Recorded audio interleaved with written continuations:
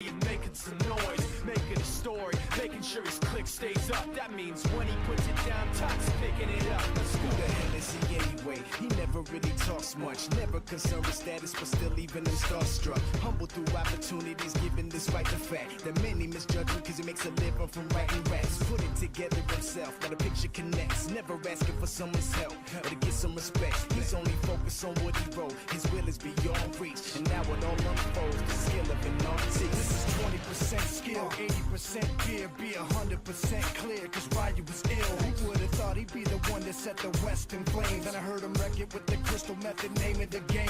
Came back, dropped Megadeth, took him to church. I like Bleach, man. Ryu had the stupidest verse, this dude is the truth. Now everybody giving them guest spots and stocks through the roof. I heard them with that stock. This is 10% luck, 20% skill, 15% concentrated power of will, 5% pleasure, 50% pain, 100% reason to remember the name. They call him Ryu, he's sick and he's spitting fire and Mike got him out the dryer, he's hot. Found him in Fort Minor with top, but a fucking nihilist porcupine. He's a the type when they wanna be within rappers, hope he gets 8 years in the making, patiently waiting to blow. Now the record with your notice taking over the globe. He's got a partner in crime, his is equally dope. You won't believe the kind of that comes out of this kid's throat. All right, it is a typical, very busy Thursday. Thank you for being with us today in the zone. Wes Moore is here. Justin Acree and the Wizard, Christian Weaver. Thanks for being with us. I'm not getting the feedback there. I hear that too. It's weird. Oh, you know why? Because of that. Roger. Why he works so hard, it Silly seems like goose. he's never got time because All right, he writes it's good to be here with you. We've got a busy day, like we said. We are going to talk a little bit about Arkansas basketball getting prepped for Auburn. And the SEC matchup begins this week. Heard Josh talking about it. I know you're excited about it. We've got the Gwatney Buick GMC postgame show coming up, and it's going to be live from walk-ons in West Little Rock every single game. 18 weeks, 18 times you get to eat and drink and be merry out at walk-ons while celebrating, hopefully, a lot of Razorback victories. That is a pretty cool deal, and I hope a lot of our listeners will join you. I'm sure they will be very popular as far as a watch place for Hog games this year, and you're going to have a good time. No, it'd be cool to sit around, watch the game, then hang out afterwards, watch the show, talk to us, and maybe we can come up with a segment, incorporate the fans out there to hand them a mic and ask us a question. Yeah, you might do like a rate the game on a 1 of 5 po' boys. You know, there's all kinds of options there. So, anyway, just try to keep Josh out of the booze, okay? I worry about him. 661-1037. Not really. Oh, okay. 661-1037, that's our number. I think he's a responsible beverage intaker. Yeah, he's one that I don't worry about. No, I don't worry about him either. He's very mature for his age. 661-1037, that's our Southern Structural Solutions text line. 501-661-1037, that's also our phone number. And you can hit us up on our live fan feedback, which is brought to you by the Gangster Museum of America and the Hattery down in Hot Springs. All right, so we've got guest today. Typical Thursday. Devo Davis will join us first. I guess his thoughts on what's happening with Arkansas and Auburn is the most important thought that matters, and see how he got through the holiday, how he rang in the new year, that kind of thing.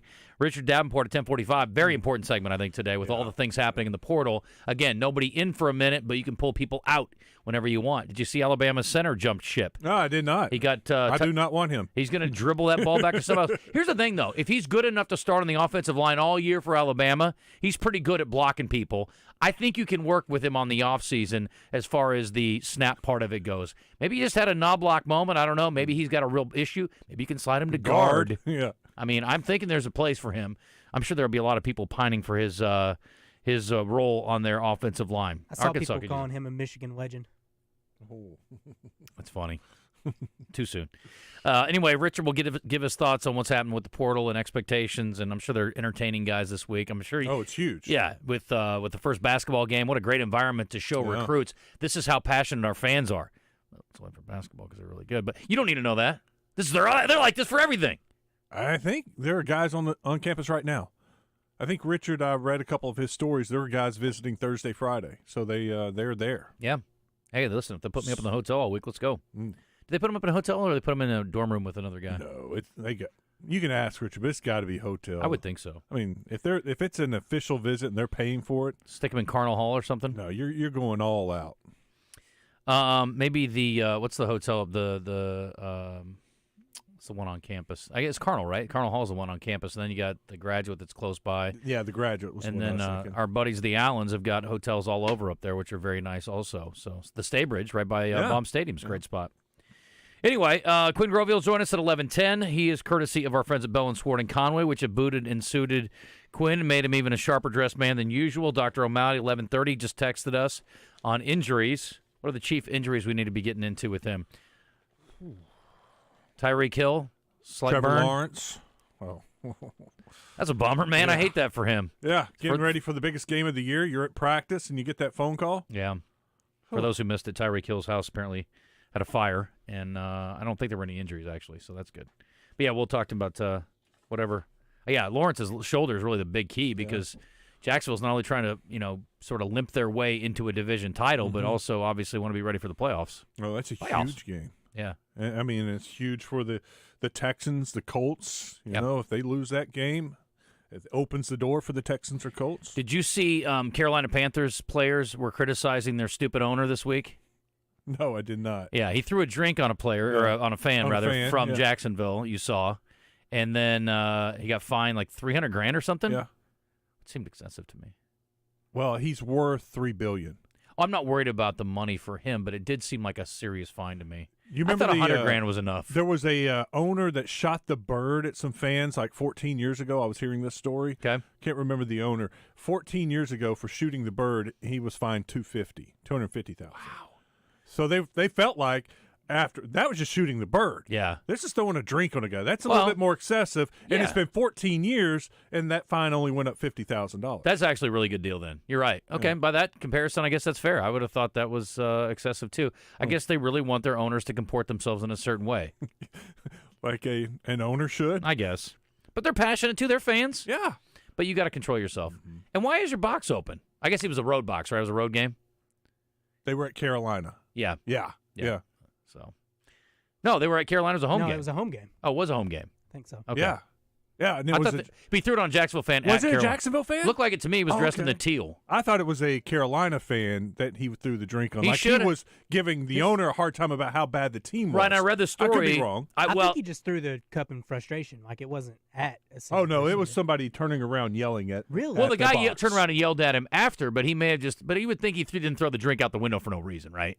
Surely there was something the guy said. Yeah. I agree with you. But, yeah, the guy then turned around and started yelling in the box like, hey! Oh, I would have sold it. I would have fell down some flights. Oh, yeah. You can still probably sue him for, I don't know. mental distress. Mental distress. I That's can't right. sleep now. I keep thinking people are throwing thinking about drinks on getting me hit in by my a cup. sleep. And you ruined my $25 T-shirt. I'm pissed off. I want my money. Let's see. What else we got? Mayor Scott's coming on today. I may sit that segment out. And then in the last hour, Chris Alley can't make it today from Rock and Roll Sushi. He had a late conflict, but we will get him in hopefully tomorrow. Maybe he can wrap up the week with us tomorrow. So that would be okay, huh? How about a Friday with Chris Allen? I'm sure Pigs Computer would love that. That's awesome. He's celebrating a Michigan semifinal win, and he gets a little Rock and Roll Sushi, too. I'm sure he'd be great. Anyway, Be great for hopefully us, we too. can see Help him us through tomorrow. the day.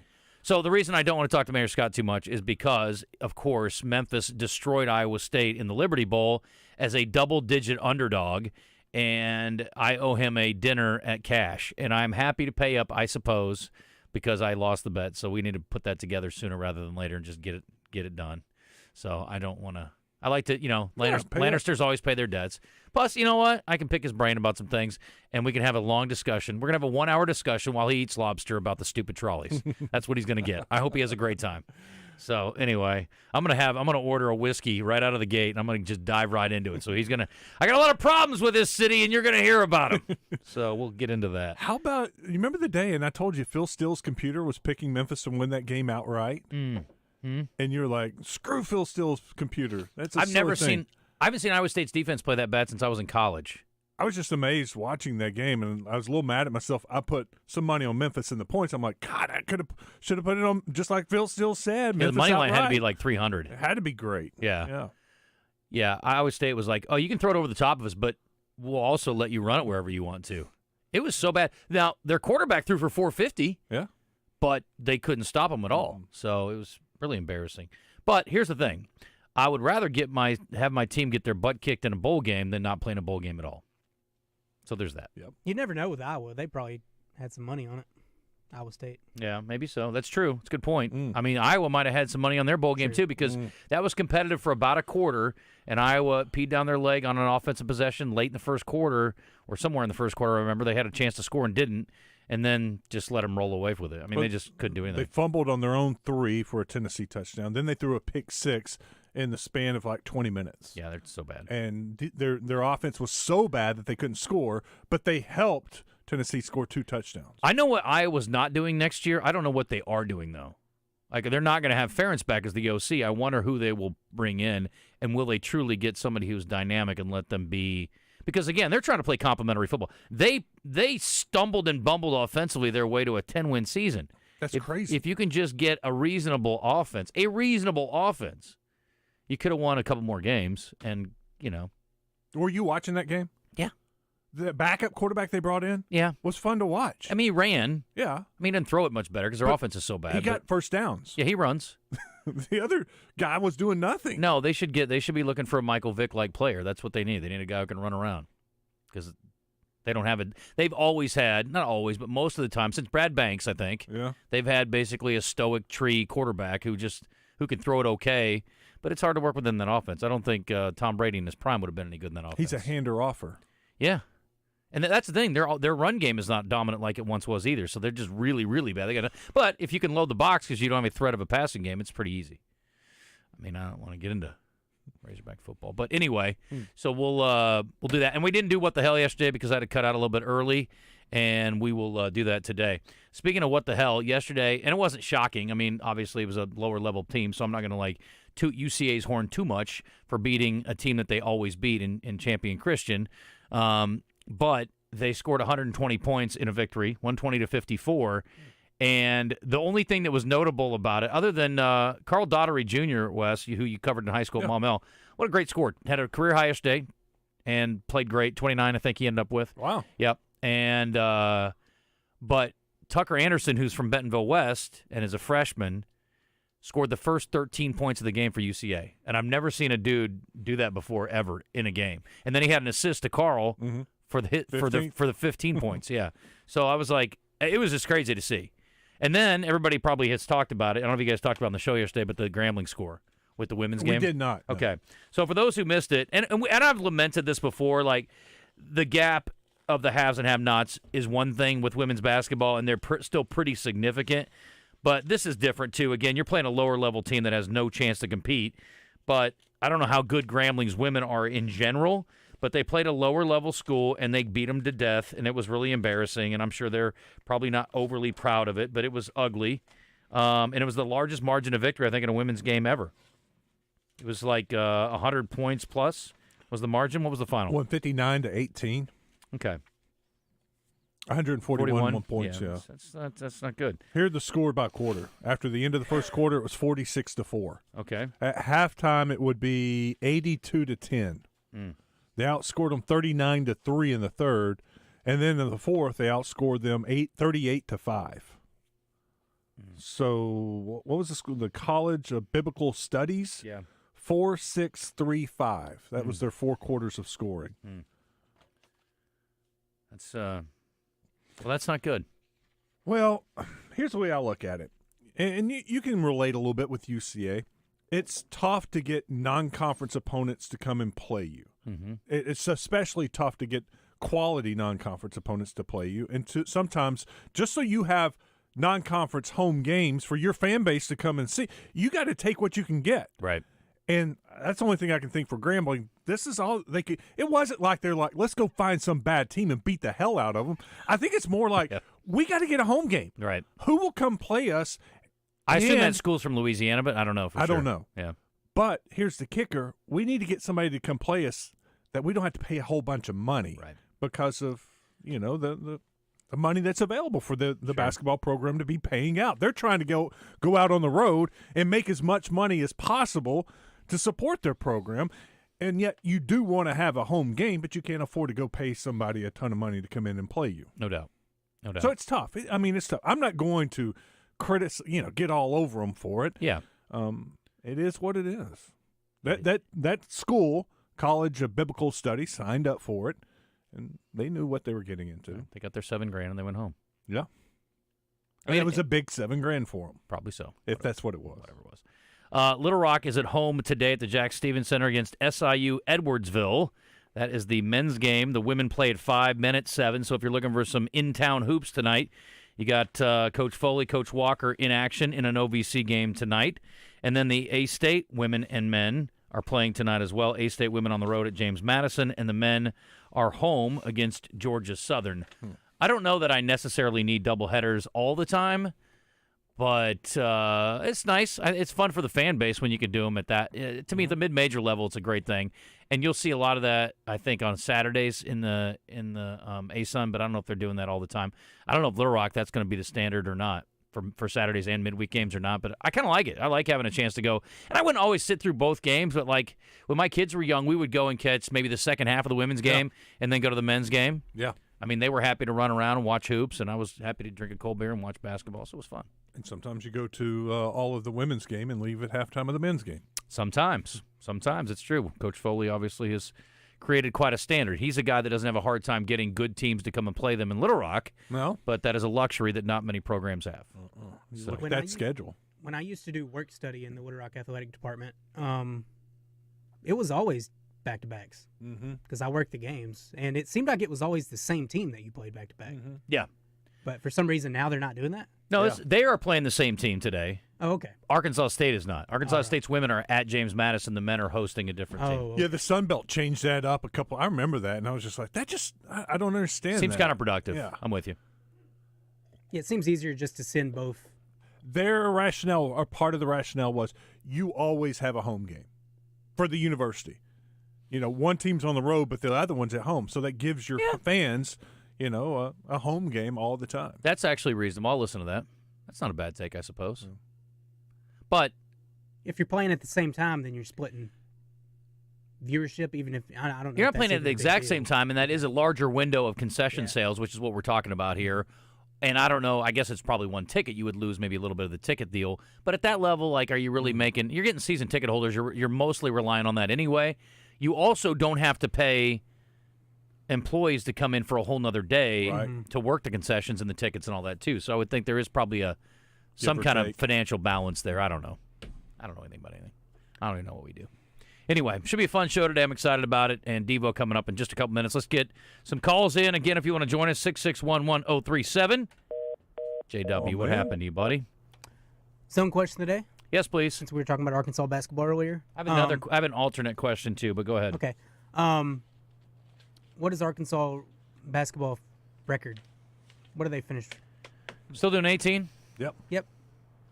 What should do be you the have? options? I'll have to pull up the schedule.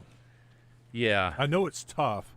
Someone was telling me that they only had really like 4 games that if they lost, they would be bad losses. Well, LSU, Vanderbilt. Depends how many times you play those teams. What was the third one? There was not South Carolina. What was the other team that was at the bottom? LSU and Vanderbilt, and there was one other one that was Georgia? Maybe, I think Georgia's improved, but I Yeah. don't think they're that good. Yeah, but they're not one of the teams I'm thinking of. I don't think. I'll have to look at it. We'll see.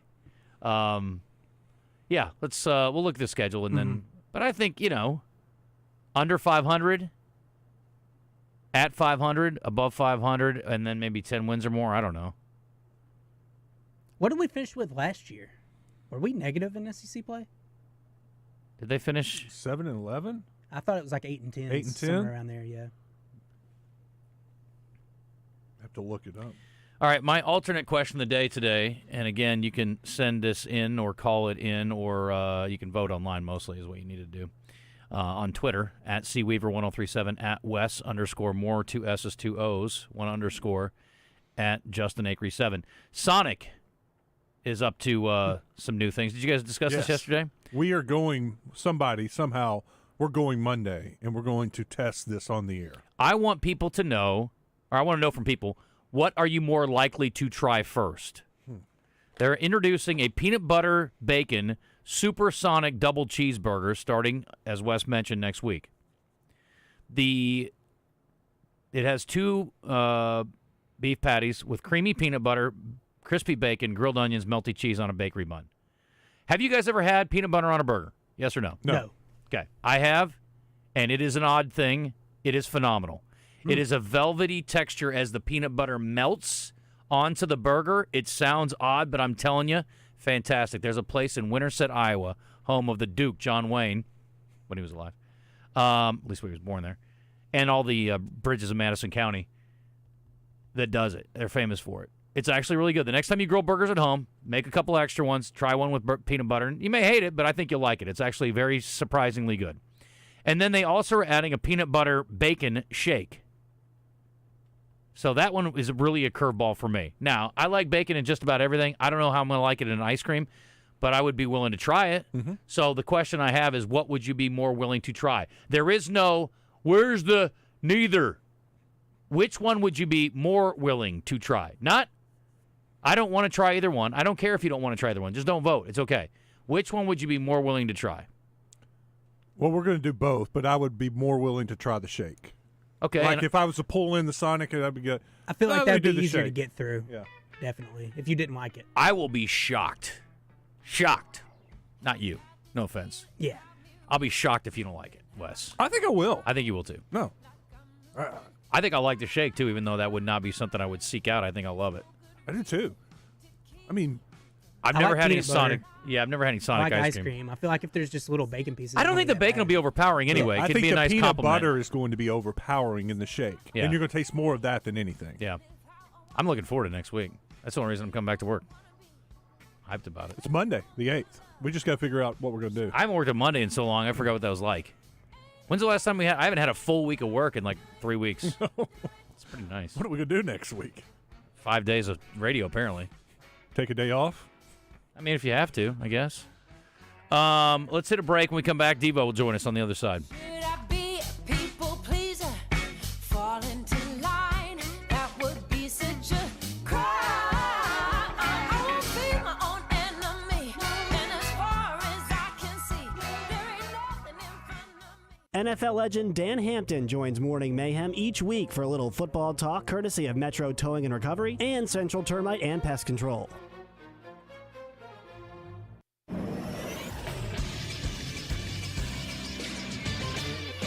This is SportsCenter.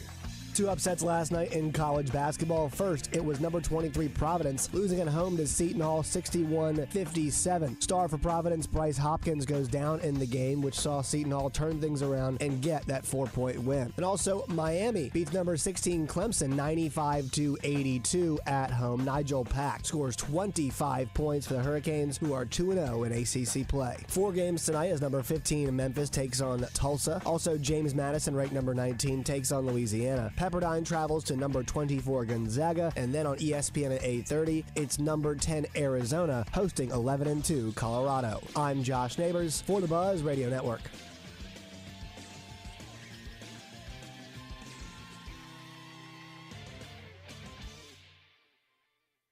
The king of Arkansas sports talk, Randy Rainwater for Bet Saracen. There's big news in the mobile sports betting business. Bet Saracen was just named the 15th largest sports book in America. That's because Arkansans like to do business with a winner. Find all your winners on Bet Saracen. Download it today and look for my R prop bet specials. I pick them, you win them. Bet Saracen is Arkansas's favorite sports wagering app. Gambling problem? Call 800-522-4700. How important is price when buying tires? Maybe for you, it's what drives you to choose your tire store. How important is service? And what about choosing a tire store that is locally and family-owned?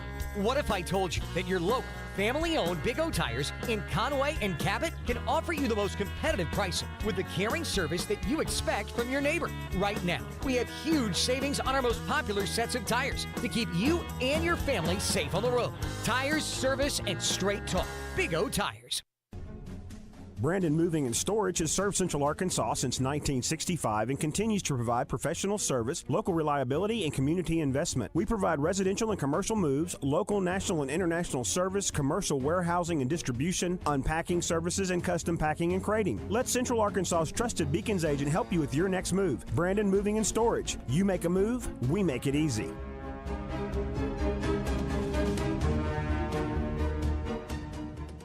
Hi, Hi, I'm Rick Pennington of Lions Drug. We have great news. Generic Cialis is now available at a huge savings. We have Tadalafil, the FDA-approved generic of Cialis, in a 20-milligram tablet at a savings of up to 80%. We have the 5-milligram daily tablets for less than $3 a pill. Lions Drug continues to be your go-to pharmacy for men's health. What are you waiting for? Call us today at 844-676-2247 or go to our website at lionsdrug.com.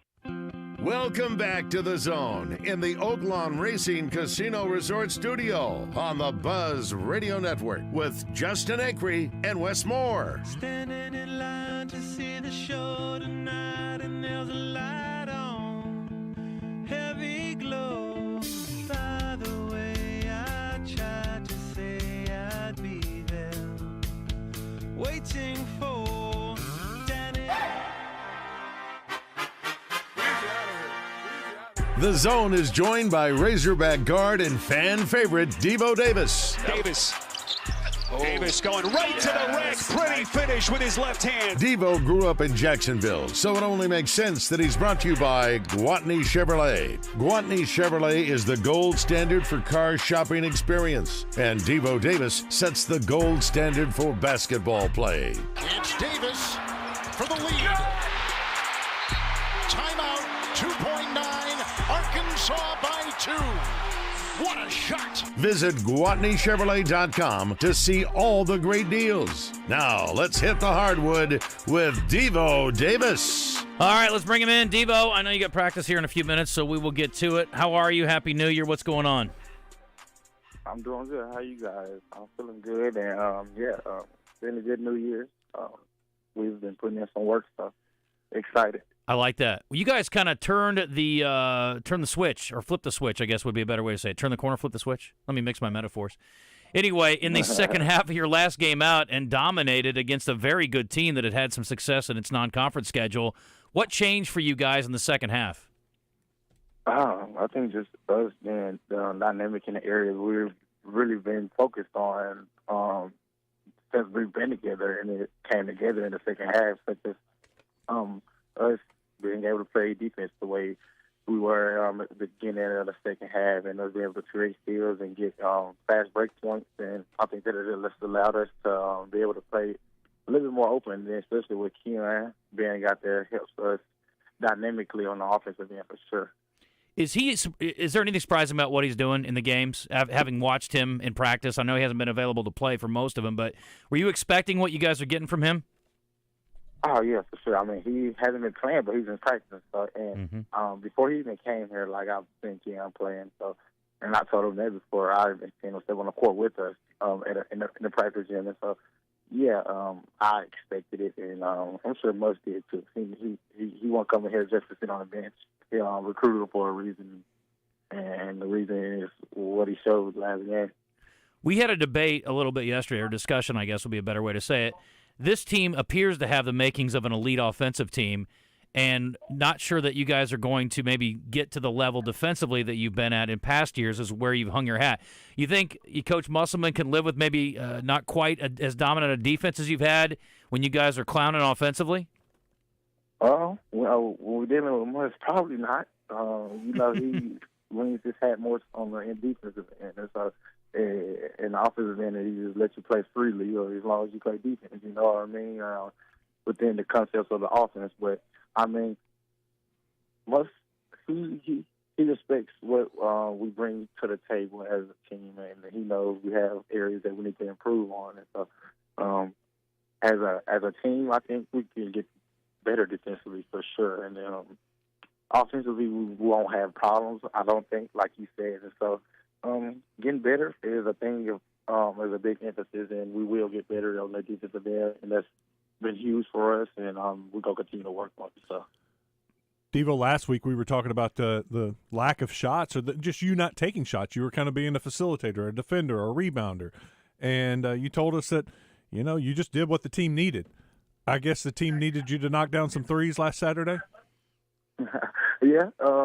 As you've seen, I found some open ones, and I took the ones that, like we talked about last show, I usually look the shot off and try to make the extra pass or do whatever to continue the offense. And so, I mean, conference time coming up, kind of getting the groove, and I feel like that game right there created some things for myself, and I'm going to continue to do it, you know. Devo, I'm reading some comments here. I was curious about Caleb and his injury, and it sounds like things are improving for him. But Coach Musselman's quote is, he did not practice on Monday. We did go 2 practices yesterday. We went 2 practices today. What in the world is happening? You guys are going through 2-a-days right now? 2-a-days. It's third week on 2-a-days. And so, yeah, and I think we as a team need it with the lack of, like, emphasis in game being put in. And so I think with us as a team, having 2 practices really help. One defensive practice, one offensive practice. It just helps us as a team so we can be able to understand each other on both ends, so we can help each other on both ends of the floor. Well, it's a good way to transition, I suppose. You guys have a week in between games and a chance to flip the switch to Auburn. So what's this week like? You've been through this a lot where you transition from the non-con into the conference schedule. What happens? I mean, is there a mental shift? Obviously, you guys are grinding and trying to improve some things, but what's it like that week leading up to it? Yeah, for sure. We know with the team we have, before even playing a one non-conference game, and I think before we even played Purdue, we had a mindset of winning our conference, and so that's what we come in to do, to win our conference. We know we can, and nothing has changed with how the non-conference went from the new season now, basically, and so we ready. And like I said, we trying to win this thing. Could you ask for a better opponent to start the SEC off personally? This is a great opponent. Great opponent. They got to come to Budwater, so it's going to be nasty. That's what I'm going to leave it at that. What have you been telling some of your new teammates about playing Auburn and what that Arkansas-Auburn game means? Coach Musselman already warned him. He's more fired up than some of the dudes, I think. I mean, he's been ready to play since Monday. So, I mean, just as a player, like me telling them, I've been telling them to just be ready. And Coach Musselman telling them how the atmosphere will be, and that if you ain't ready, it's gonna be an eye opener. Is today a 2-a-day? 2-a-day. Today we don't know. Yesterday he just came in on us 2-a-day. Monday obviously Monday and Tuesday we obviously knew, and so yeah, this today. We don't know. We're going to start in a minute, though. So he'll let us know before we start our first one, if we do have to. Does he ever let you know after the first one? Like, no, that wasn't good enough. We're coming back? Yeah, he'll let us know. However he feels, he's going to let us know. He ain't got no problem telling us. He want to stay in the gym as much as some of these other dudes. So he don't care. He'll tell us, I got all day. So if he got all day and then we have no class, I mean, hey, what can we say? Yeah, that's a good point. Devo, yesterday we asked our listeners if they have a New Year's resolution. 80% say they don't. Do you? Not really. Not really. I just usually should leave it up to how God puts me in whatever situation or position I'm in and be blessed with that. I like that. That's good. Well, we'll let you go. I know you got to get to practice. I appreciate the time, man. Good luck this weekend. We'll talk next week. Thank you. Appreciate y'all. Y'all have a great week. I appreciate it. Hey, I want to see a dunk with the lights going out again one more time. Okay, we see what we can make something happen. I like it. Let's go. Good luck. All right, thanks. Thanks. Yeah, that was a fun. That was a very memorable game, and it was a lot of fun. And look, I respect Bruce Pearl, but I love to see his teams get thumped in Fayetteville. It's fun. I love seeing him mad over there on the sideline, stomping around, that face turning red. Yeah. That's when you know you're doing something right. Ain't no doubt. He's a great character in the world of college basketball for sure. Couple other things. I actually led into this story the whole day to talk about this, but I never got to it yesterday. Did you have something? I'm sorry. Did we ever ask our other question today? I just determined what the options would be. Okay. What will Arkansas basketball's record be in SEC play? 11-7 or better, 10-8, 9-9, 8-10 or worse. That sounds good. What do you think? I have to look at the schedule. Yeah, I mean, I have to look at the schedule. Off the top of my head, I'd probably go 9-9. Once I look at the schedule, I'm not going to know. I have no idea what to expect. But I think they'll figure it out by the end of the season. Does that mean they've already lost 3 conference games? I don't know. Did they start 0-3 last year? Pretty sure. The last 3 years have been terrible. The starts they've gotten off to have been horrendous. Remember last year they lost to LSU the first game. It was the night of the Liberty Bowl. Everybody's all jacked up after the Liberty Bowl. Fantastic game. And then Arkansas scored like 50 points. 40? I Did they even score 50? I remember watching the football game. I do not remember the basketball game at all. It was terrible. Okay. So you open with Auburn, then you got Georgia. At Georgia. Florida at Florida. Florida's pretty tough this year. Texas A&M at home, South Carolina at home, Ole Miss on the road, Kentucky at home, Missouri. So, I mean. You get LSU twice. You get Missouri twice? You get Missouri twice. You get Vandy once. Vandy at home. Kentucky twice. Get Georgia twice. All right, let's simplify it. Bud Walton Arena. 9 games. Yep. What do they do there? Win 8. 8-1? I was going to say 7-2. But 8-1's 8 or 7 or 8 wins. Yeah. Road. Split. 5? 4? 4 or 5? Well, that's 11 or 12? Yeah. 12 or 13. I mean, I'd take 12 and 6 right now for sure. Yes. 12 and 6 might win the SEC. Yeah, that's this year. This is there's the bottom dwellers are pretty bad. I've gotten to see Missouri and Vanderbilt in person. Vanderbilt is not good. We didn't talk about Missouri. Missouri's not. I don't think Missouri's really long, but I think they'll have a tough time with Arkansas. Wasn't a good matchup for UCA, and they were also missing 2 key players too. So, well, 3 if you count Cam Hunter, who hasn't played all year. But again, I'm not saying that Missouri played well that day too. I just don't think they're that good. I watched the second half of that game. Yeah, I don't think they're that good, and I don't think Vanderbilt's good at all. So, but now Vanderbilt was missing 3 key players too when UCA played them. But they had a chance to win the game, and that's if you're Vanderbilt, you're not excited about that. You got to think Stack's on the hot seat. I don't know. He hasn't done anything. Well, I mean, was a couple years ago they were pretty competitive. They were when he had competitive Pippen last year, I think. When he had Pippen Jr., they were pretty good or decent. But you got to make the tourney. They weren't that good last year at all, but they beat Arkansas. Yeah. So yeah, it seems like he's had injuries every single year. Yeah, no doubt. It's 100% true. We need to ask Doc about Caleb Battle too. What was his? He's got an ankle. But he apparently he missed Monday, but back at practice.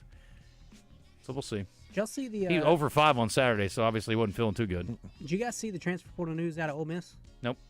Football? Yes. Uh-uh.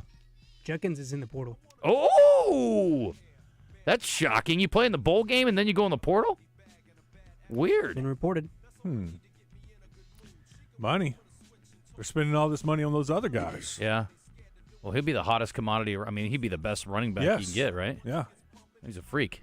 Arkansas's got a running back coming in out of Utah today or this weekend. High school? No, Utah Utes. Transfer. Oh, okay. The Utes. Yeah. Rushed for like 700-800 yards last year. Yeah. And played the year before. You told me Rising is coming back, right? Didn't you tell me he's playing next year? Rising. The quarterback. Cam Rising. Oh, yeah. At Utah. Yeah. He is playing next year, right? I think so. That was the whole point, yeah. He could have potentially come back this year, but then they said, let's just shut it down and come but he back could go next pro, year. too, I would think. Probably a bad quarterback class to do that. That's a good point. He beat Williams twice. He didn't play at all this year, did he? No. 10:45, got to hit a timeout. Big O Tires right now. It's going to take care of you and your needs, whether it's tires or mechanical issues with your vehicle. Need an oil change? They can do that at Big O Tires. 2 great locations, Cabot and Conway, and they always have deals. Go to the website, bigotires.com/deals to see the monthly deals. Big selection of tires, all the name brand tires, plus they have the Big O tire. That's a great tire. In Cabot, they're on Prospect Court, right in front of Kroger. In Conway, they're on Harkrider. Go check out our friends at Big O Tires. That is the team we trust.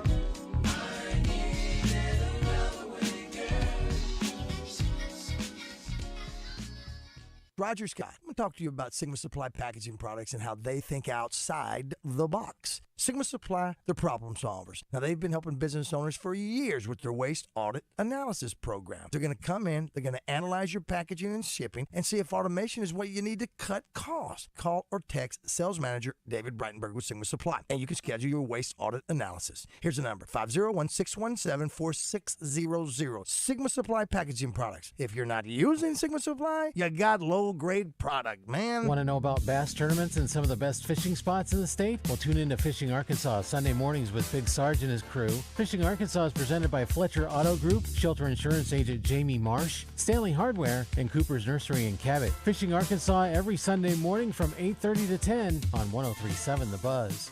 Cards issued by Sutton Bank and Celtic Bank, members of FDIC. Terms and conditions apply. Are you the decision maker in your company? Consider this. For the first time in decades, there's a better option for a corporate card and spend management platform. Meet Ramp, the only corporate card and spend management system designed to help you spend less money so you can make more. Most corporate credit cards offer points as incentives, but those points amount to less than their worth in real cash value. Ramp's corporate cards offer you cash back, real money in your pocket. Plus, you control who spends what with each vendor. And Ramp software collects and verifies receipts automatically, which means you'll stop wasteful spending and close your books in hours instead of days. Businesses that use Ramp add up to 5% to their bottom line the first year.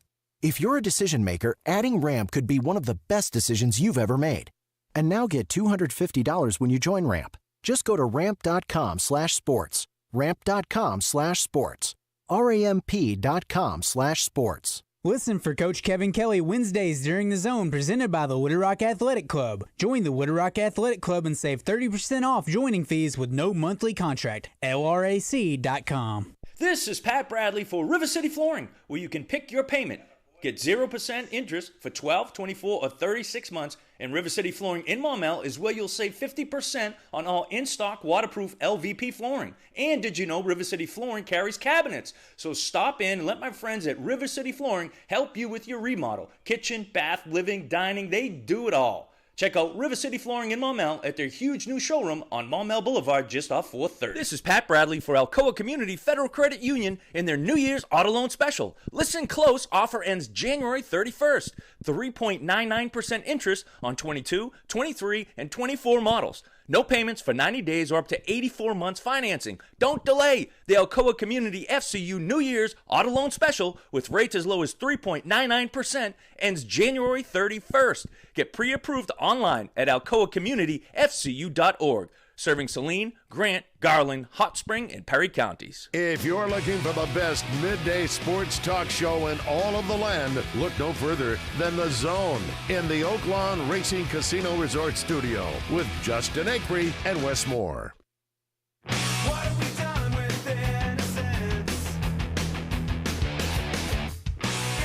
Coming up in a bit, we're going to talk to the mayor of Little Rock, Frank Scott Jr., who I'll be taking to dinner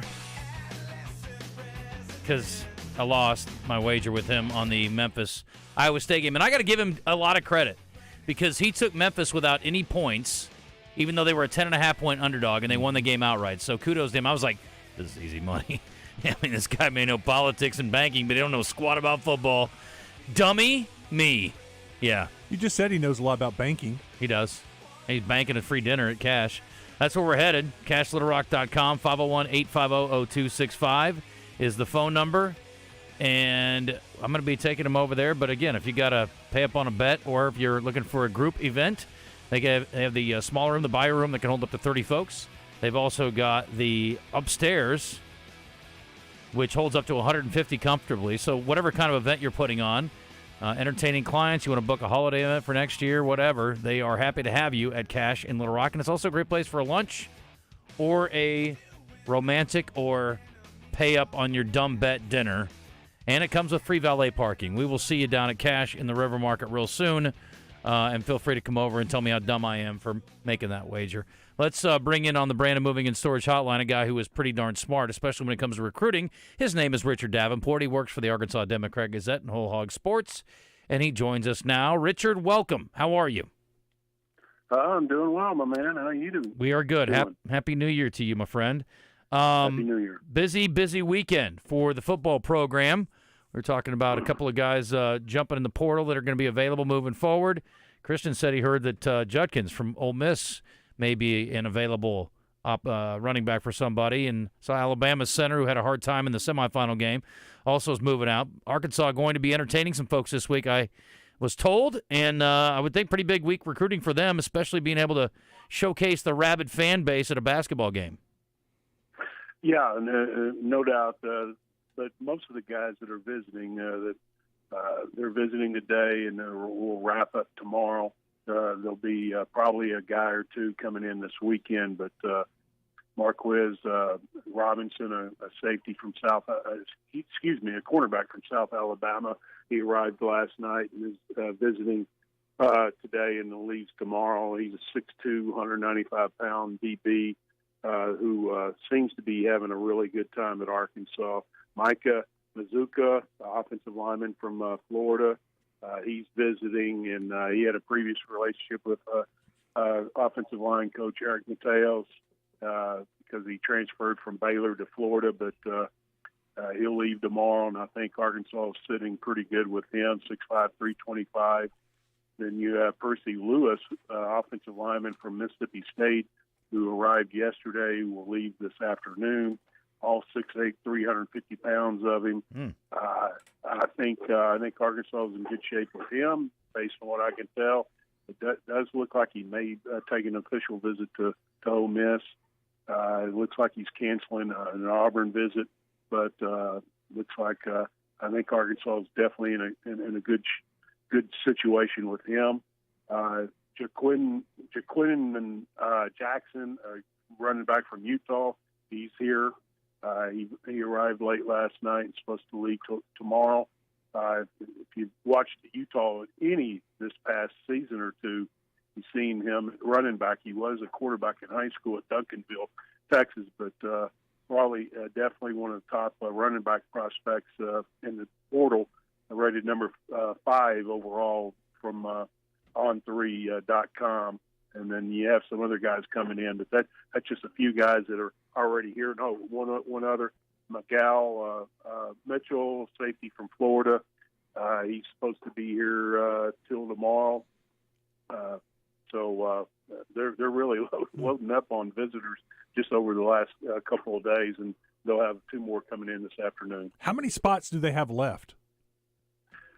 As many as you want. Honestly, I really don't pay attention to what the numbers are. The numbers will always work out. Coach Pittman said on signing day that they had about eight more scholarships available, and I think right now it looks like they're probably going to get close to filling those, or maybe filling all of them after this week. I don't know. We'll see. Obviously, a lot of things can change, but I think there's some guys that could still be leaving or graduating early and getting off the off the roster. But I really don't pay much attention to what the numbers are right now. Over the weekend, Arkansas offered the most exciting high school football player in Arkansas, in my opinion, Montario Elston. What happened? I mean, why did they finally pull the trigger? Do you know what made them do it? Well, I think they obviously watched him this season and evaluated him. They did have him up for an unofficial visit earlier in December, and a lot of times what happens on those type visits, you see film of kids and everything like that, and then you want to see them in person. You want to see how they interact with not only with you and your staff, but other people, and get a good feel for them. And then after the championship game, I think they saw enough there that they wanted to pull the trigger. But you're right. I mean, he's about as slippery of an offensive skill guy that I've seen in a while, and he just can make people miss and make it look easy too. Yeah, I love the speed, the quickness, the shiftiness, the way he can run, and those hips will move, but he doesn't slow down any. And I know the knock on him, they think he's too small. And all I would say is he's short, he's not small. I mean, his base, I mean, he's thick, and if he gets hit, I think he's fine. He can take a hit. Well, and who's the small running back the other in one of the championship games? I forgot which one was it. Was it Alabama? They had a short guy like 5'8". Bo Curum's like 5'8". Yeah. There you go. There you go. Yeah. So you get some guys that are smaller size. A lot of times these college coaches really get into the size and the ideal size of each position, and then they forget about production. And I think when you have a guy like him produce like he did this year, and you start other schools start thinking, well, 5'8", 5'9", not so short. So especially when your production is very high. Who's the 5-star basketball player coming in? I don't have it pulled up, but yeah, obviously I wrote about him, and I'm going blank right now. Yeah, 5-star 2025 prospect who is a top 3 prospect nationally. And let's see, I'm pulling it up right now. Sorry. Okay. Bear with me. Darian Peterson. The Huntington Prep in West Virginia. It looks like he's going to visit Arkansas, along with Kentucky, Kansas, North Carolina, and Ohio State. But his top 8 obviously has Arkansas, along with those schools and a few others in there. But ESPN rates him the number 1 shooting guard and the number 3 overall prospect in the country. Richard, we are, I hear music, so that means we're out of time, but I appreciate the update very much. I know it's a big week for the folks on the Hill. Hopefully things go well, and we will talk to you in a couple of weeks, get an update. All right, man. We'll see you guys. Thank you. Thank you. It's Richard Davenport. It's 10:58 right now. Top of the hour break. Coming up, we will do our Big O Tires Red White Report. We've got Quinn Grovey joining us, thanks to Bell and Sward and Conway. Also, the next hour, Dr. O'Malley for UAMS Orthopedics. Easy for me to say. And the mayor of Little Rock, Frank Scott Jr., collecting on his bet, among other things. Anyway. Damn.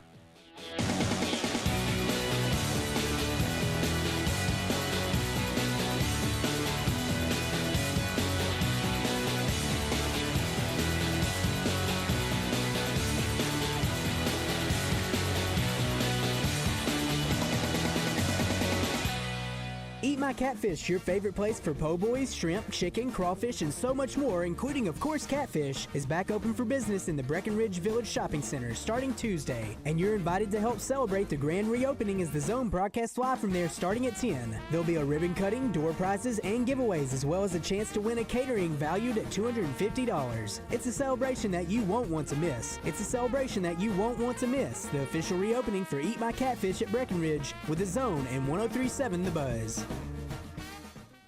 Rock out with the only American-style sushi experience founded on great food and rock and roll. Rock and roll sushi. Rock and roll sushi. Deliciously twisted flavors and a rock and roll vibe that'll blow your mind. Cater your next event, lunch, or dinner. Get the party started. 80 to 240 pieces of sushi platter. Rock and roll. Rock and roll sushi for lunch or dinner. Order at rockandrollsushi.com. Now with 5 locations in Central Arkansas. Fence Brokers presents Razorback Graffiti every Monday morning. Call Morning Mayhem and let them know how you feel about how they did. One sentence and one sentence only. You know where to find us. Every time you put a mic in my face, I'm going to say Arkansas. 103.7 The Buzz, your number 1 sports station in Arkansas. I want to thank Arkansas. KABZ Little Rock. Buzz News with Channel 7's Cassandra Webb. Little Rock police have identified the city's first homicide victim of 2024, and they believe he was shot and killed while trying to rob another man. Police discovered the body of 20-year-old Broderick Bearfield in the 5000 block of East 39th Street around 3:45 in the morning New Year's Day. A man later told investigators he had opened fire on Bearfield after Bearfield first pulled a gun on him. A second man in the same area reported being held up at gunpoint while sitting in his car. The investigation into Bearfield's death is ongoing. In Benton and Bryant, some people are cleaning up after a series of smash-and-grab robberies and vandalism over the weekend. Benton police say there was more vandalism than theft, with several reports of windows broken and most of the items inside vehicles not taken. Bryant police say one vehicle was stolen but was recovered later in the same day. From the Channel 7 newsroom, I'm Cassandra Webb. For interior, exterior, commercial, and residential painting, hire the pros at Serta Pro Painters. Get your free estimate at CertaPro.com. That's Serta with a C. Weather from the Fletcher Weather Center with Channel 7's Melinda Mayo. Mostly sunny and cooler today with a high of just 47. Tonight's low drops down to a chilly 32. Mostly a cold rain expected on Friday, but there could be a few areas of snow, mainly north and western Arkansas. From the Channel 7 Weather Center, I'm meteorologist Melinda Mayo. Today's special at the Riverfront Steakhouse in the Wyndham Hotel. Dinner for two for $60. Split a 10-ounce filet, fried shrimp, and our famous salad bar. Heartland Rehabilitation and Care Center in Benton proudly offers compassionate and loving care to our veterans, meeting the unique needs of every veteran who calls Heartland home. Visit heartlandrehabcenter.com. Is your Oaklawn Thoroughbred racing action so close you can feel it? Or is it the view from your trackside luxury suite? However you like it, racing season is off and running at Oaklawn with live races every weekend through May 4th. It's fun by the furlong all season long. Make your reservations today at oaklawn.com. What's your Oaklawn? Gambling problem? Call 1-800-522-4700.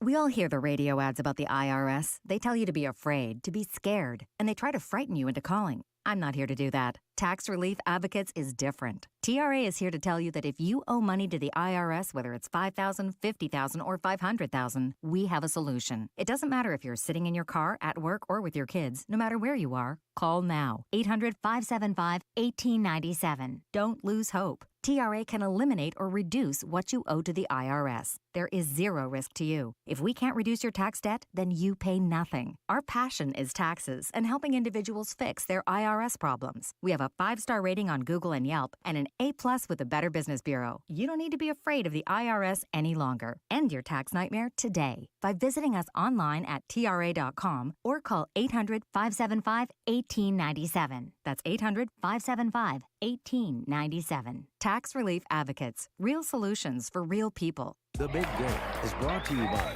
Pulaski County's only Buick GMC dealer, Gwatney Buick GMC. Shop the latest GM has to offer. Encore, Terrain, Yukon, or the most advanced tailgating machine in the business, GMC Sierra. Give us a call. 945-4444 or shop us online, GwatneyBuickGMC.com. 5700 Landers Road in North Little Rock. GMC, we are professional grade. Gwatney for Buick, Gwatney for GMC, Gwatney for life. Finding great candidates to hire can be like, well, trying to find a needle in a haystack, but not with ZipRecruiter. Its powerful technology actively finds and invites qualified candidates to apply to your job. So while other companies might deliver a lot of hay, ZipRecruiter finds you the needle in the haystack. See why 4 out of 5 employers who post a job on ZipRecruiter get a quality candidate within the first day. Try ZipRecruiter for free at ZipRecruiter.com/free. That's ZipRecruiter.com/free. We're going abroad for the first time in years. To Spain. So we started using Babbel. And started learning Spanish fast. With Babbel, you can start having conversations in another language in just 3 weeks. ¿Cómo te llamas? ¿Cómo te llamas? When you learn a language, you want to actually use it. Babbel is designed with that goal in mind. In just 3 weeks, we're starting to have conversations in Spanish. Gracias, Babbel. Babbel, language for life. Start learning a new language today at Babbel.com. That's BABBEL.com. Double B's presents Joseph Pinion when he joins Randy and Rick each week on Drive Time Sports. Double B's is an Arkansas company with over 34 locations and growing strong across Arkansas. Double B's, where you gas it, grab it, and go. That's Double B's. Justin Acre over here with Justin Workman from Coffin by Design West. And Justin, we need to help people get ready for winter. Come by and see us for your faucet covers, and fireplace cleaners, fire log starters, air filter replacements, even our home generators. We've got you covered for all your winter needs. And people are trying to get their yards right for the end of fall and into winter, and I know you guys have a lot of great products that can help them do that as well. Yeah, so we carry the full line of steel products, from leaf blowers, chainsaws. Also keep in mind that we do have an on-site technician. Go by and see our friends at Coffin by Design West, out west past Taylor Loop, 14900 Cantrell Road, and check out their website, kaufmanlumber.com. Metro Towing and Recovery can handle all your towing needs. With operations all over Central Arkansas, it doesn't matter what your towing needs are, we can handle it. We can tow or haul just about anything from motorcycles to industrial equipment. No matter what your towing needs are, Metro Towing and Recovery can tow your vehicle to where it needs to go and get there safely without you having to worry about any extra damage being caused along the way. For all your towing needs, call Metro Towing and Recovery at 501-225-3974. Since 1976, that's Metro Towing and Recovery. You call and we haul.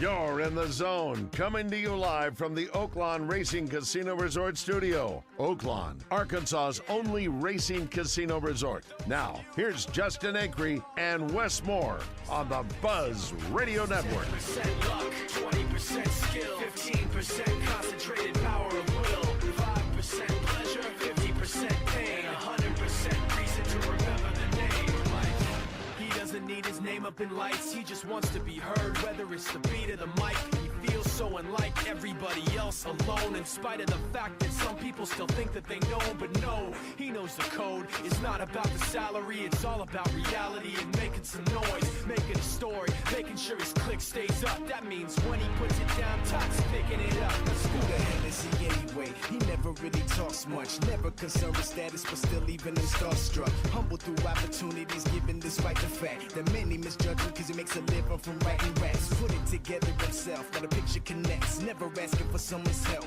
or to get some respect. He's only focused on what he wrote. His will is beyond reach, and now it all unfolds. The skill of an artist. This is 20% skill, 80% gear, be 100% clear, cause Ryu was ill. Who would've thought he'd be the one that set the West in flames? And I heard him wreck it with the crystal method, name of the game. Came back, dropped Megadeth, took him to church. I like Bleach, man. Ryu had the stupidest verse, this dude is the truth. Now everybody giving them guest spots and stocks through the roof. The Red White Report is brought to you by Big O Tires, with locations in Conway on Harkrider and in Cabot on Prospect Court. Big O Tires offers an endless selection of wheel and tire combinations. Big O Tires, they have everything you need to fit your budget and style. Well, certainly in the 4.5 years that I've been in the SEC, Coach Pearl's done an incredible job. They understand who they are. You know, they have a, much like Wilmington that we just played, I mean, when they sub, they get better at times, and they get better at certain positions, you could argue. But they bring Cartwell in, you know, for Broom, center for center. They bring Katie Johnson in at that off guard spot for Denver Jones. You know, they bring number 10 in at the small forward for Chris Moore.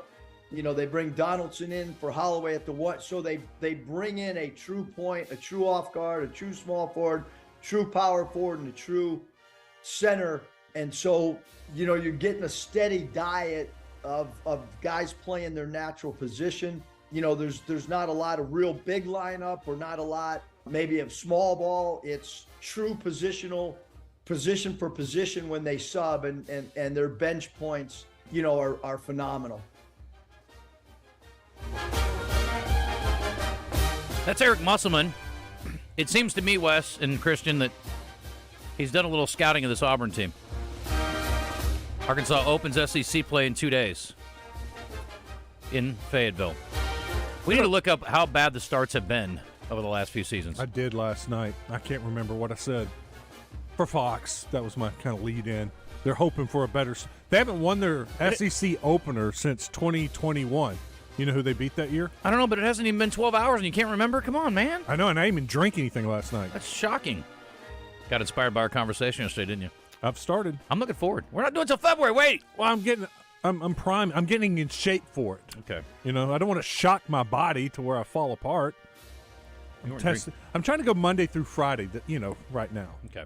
And then, you know, dabble on the weekends. This is a sidebar digression right here. Yes, by the way. The last SEC opener that they won was in 2021 when they beat Auburn. On the road. Well, that hadn't been that long ago then. 2 seasons in a row they've lost their home opener. Last season year opener. LSU 0-3. Yeah, last year they started with a loss at LSU. They won against Missouri, and then they lost their next 4. They were 1-5 to start conference play. Wow. Okay. One of the years it was 0-3. I think that was the year before. And then the next year, or the previous year, it was like 1-2. Then they kind of evened up at 3-3. No, that was the next year with that was the one year they got off to a good start. Musselman's first year with Isaiah Joe and this is starting to sound like me explaining Mason the NFL Jones. playoff scenarios. Yes. And then they got off to a nice start, and then Isaiah got hurt and things fell apart. Yeah, in 2021-2022, that was the beginning was 3 losses, and then you won, looks like 9 or 10 games in a row. Okay. I'm about that. It's a theme. They've gotten off to slow starts in the SEC every year. All right, so last 3 years. Probably start 6-0 today, this year. They won't start 6-0 today. We just had Devo on. It was nice. Coming off a really good game. Coach Musselman spoke about him this week as well. He's an explosive defender because he can guard so many different positions offensively. I think Keon really has helped Devo get good open looks. I mean, you look at the 3-point shots that Devo made last game. A lot of them were coming off Keon Minifield, draw defender, spit it out. Devo feet set threes. I think that has helped. Devontae is and last year you look at Devo's 3-point shooting. I mean, he shot the ball as well as any guard, as well as any player from 3 in our league, and certainly feel like he's worked on that in the offseason. He's certainly now getting a little bit different looks maybe than he was during those first few segments when he was, playing some point, had the ball in his hands a lot. Now you're shooting 3-point shots off the bounce rather than maybe catch and shoots. And I think Devo can get to the basket even more than what he has shown. I think that's a part of his game that we want to have continue to evolve as well, because he's so sneaky off bounce, and he's got good explosiveness around the rim. So that's an area that we want to continue to see him get better at, or utilize it more than maybe what he has thus far. All right, that'll do it. Wasn't it funny to hear him call him Devontae? Yeah, we don't do that much. I'd never hear that. Are we off TB now? Is he calling him TB2 yet? No, I actually heard him refer to him as TB. Mm-hmm. Yeah, TB2 we're calling him from now on. That's Trevin Brazil, right? Trevin? TB2. Trevin, yes. I want to call him Trevon a lot of times too. That's TB2 is great by me. QG4? It's Quinn Grovey. Oh. It's time to groove with Grovey, with an all-time great Razorback quarterback. Takes it, cuts inside to the 10 to the 5. He'll score. Touchdown. Quinn Grovey, showing the great athletic ability, did it his way. Current Razorback broadcast analyst Quinn Grovey. Groovin' with Grovey is brought to you by Bell and Sward at 1011 Oak Street in Conway. From boots to suits, they have everything for the best dressed man. Now, let's groove. All right. Quinn, welcome back. Happy New Year. How are you? Well, I'm doing good, man. Doing good. I, just went through this holiday season and had some ups and downs, man. Had to go back to Duncan, Oklahoma, and one of my teammates in high school, who was actually in the documentary Growing Up Grovey, he passed away. He had a heart attack, and so had to go do that. And then got back, and my stepdaughter Kelsey got married on New Year's Eve. She was one of those 12, 31, 23 people, and she got married at 123. And so you went from some lows to some highs, but all in all, man, it was a good holiday season, and hey, ready for the new year. Quinn, I don't know if you can bump your level any, but you're kind of a little bit low. What was the significance of 12/31/23? I saw. Am I dumb? Did I miss it? Why am I dumb? It's 1 2 3 1 2 3, right? Oh my God! It did not even occur to me. I saw that the other day. I was like, I don't even know what that means, and I just moved on about my day. Yeah, and they got married at 123. Okay, that's perfect. I do at 123 exactly, huh? That's right. I love it. That's hilarious. Started at 123. That's and great. I was the DJ. That's beautiful. That's good. And you definitely heard. I hope you got some Earth, Wind, and Fire at the reception. Oh, absolutely. All the music is being played, and at some point in time, you got to have people leave your house, so you can't keep the music flowing that hard. Right. But Earth, Wind, and Fire, that's always going to be on the playlist when you got to get people to the dance floor. Yep. Well, we haven't had John, I don't think, since KJ ended up at Gus's house at UCF, and Arkansas just got a receiver commitment from Texas A&M, a lightly used young man with apparently great speed. And just curious your thoughts on what you've seen happening with the portal. I think it was a good move for KJ. There's no doubt about it. I mean, going to Gus, you'll get a chance to see. I know a lot of people had talked about at one point in time Gus being on the hill, and that never materialized. But, now people will get a chance to see what that marriage would have looked like. So we'll see how that happens and what goes on with that. But I think KJ is reaching a great spot. I think he has the thought process of, Gus helped Cam get to the league, and so I think he sees himself in the mold of Cam Newton, and hopefully for his sake that Gus will be able to help him develop. But definitely we knew that was probably going to take place. But the portal is what it is. I mean, you just got to be able to deal with that. People have an opportunity to move when they want to, and it feels like that linebacking core at Arkansas is really taking a hit, but Sam and Travis have been able to get some other guys to come in and really help you out. To me, that's the spot that's really been depleted more than any of them, but you got a couple of guys coming in that can help you out with Sori and the freshman you got, the high school senior you got from Alabama. You got Brad Spence coming back, so it'll be interesting to see what that linebacking core looks like as you move forward. But you just got to be able to deal with the portal, understand it, and cope with it. I'm excited to see what the offensive line looks like with the news that hopefully it's good news with the Florida transfer there today, the Mississippi State transfer there today. Richard Davenport was just on with us, and he felt like it looked good for both of those guys. That could be 5 offensive line transfers that they get in. If they get both of those guys, all of a sudden the competition for for a starting job in the spring, it looks very healthy and looks like maybe the line has been replenished. No, I think that was the plan. I think when you look at the offensive line, I think the plan was to get 5 guys who could actually be your starters coming in for this next season, or like you said, compete at a high level. Some of the guys we had on the offensive front last year, I mean, there are guys that can continue to try to develop, but I think the mindset was to get guys that can come in and play right now, and I think Sam addressed a lot of those positions. And hopefully, if he can continue this and finish strong with a couple more offensive linemen, then I think you have an opportunity to have a new starting 5, and you've got an opportunity to create some depth from some guys that have played and had some experience. Yeah, or maybe the guys who started last year that returned this year, that lights a fire under them in the offseason, and they're like, I'm not giving up my starting job, and they get that much better. That would be ideal too. Well, competition is the biggest thing, and I think that what you're talking about, and I think you're spot on with that. So yeah, we'll see what happens. I mean, this will be their opportunity to stick around and continue to compete. They've got an upper hand being in the program, but everybody's got to learn a new offense, and so everybody's starting from ground zero. And so it's going to be all about who can protect that quarterback and be very physical when Arkansas decides to try to run the football. There was news out last night that they were going to hire a new wide receiver coach from Missouri State that had worked with Petrino when he was there. Have you heard any of this? Do you know anything about it? I haven't heard anything, and of course, being at the university, I wouldn't dare say anything until it was actually released by the university. So, I've seen rumors about it. I've seen rumors about a lot of different people, but if it happens, for me, it makes sense. I mean, Petrino's going to get somebody that understands what he's trying to do, that's been on his staff before, that'll be able to help you out. Quinn, let me ask you about the national championship semifinals, and I want to check in on Greg Sankey because, unfortunately for him, not all prayers get answered. Your tiny Jesus, your golden fleece diapers with your tiny little fat balled-up fist pawing. He was a man. He had a beard. Look, I like the baby version the best. Do you hear me? I win the races and I get the money.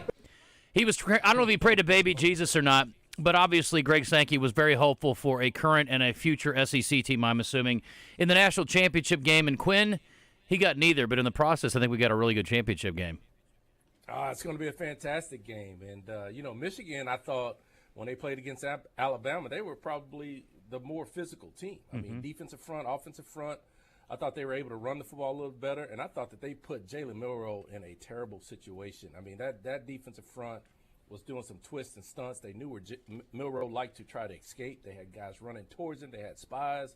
They overloaded, sides and confused Alabama's offensive line, 5 sacks in the first half. And I think that put Alabama in a situation where Tommy Rees, the offensive coordinator, was so afraid to even try anything with Milroe. I mean, it felt like we were watching the Milroe the first 2 or 3 games when he was about to lose his job. I mean, they were dinking and dunking and just hoping and praying somebody would pop one. But give Michigan a lot of credit. I mean, they were very good. But this Washington team is dynamic. I mean, those 3 wide receivers they have and the way Michael Penix is spinning his football is really off the charts. If Michigan can't get to Michael Penix and disrupt him in any kind of way, they're going to have to score over 30 points to win this football game. If Washington gets to 30 points, or I'll even say 28. If Washington gets to 28, I think that's going to put Michigan in a bad spot. And I expect Washington to win this football game simply because of Penix. I just don't think they'll be able to disrupt them. I think that defense from Washington will be able to find a way to steal a possession or 2 And when you steal a possession and give the football back to that offense, that puts you in a bad situation. So I'm going with Washington. I was touting the Michigan run game going into the semifinals, and they ran for, a few yards. I mean, they had 100 yards, whatever. Quorum had some moments.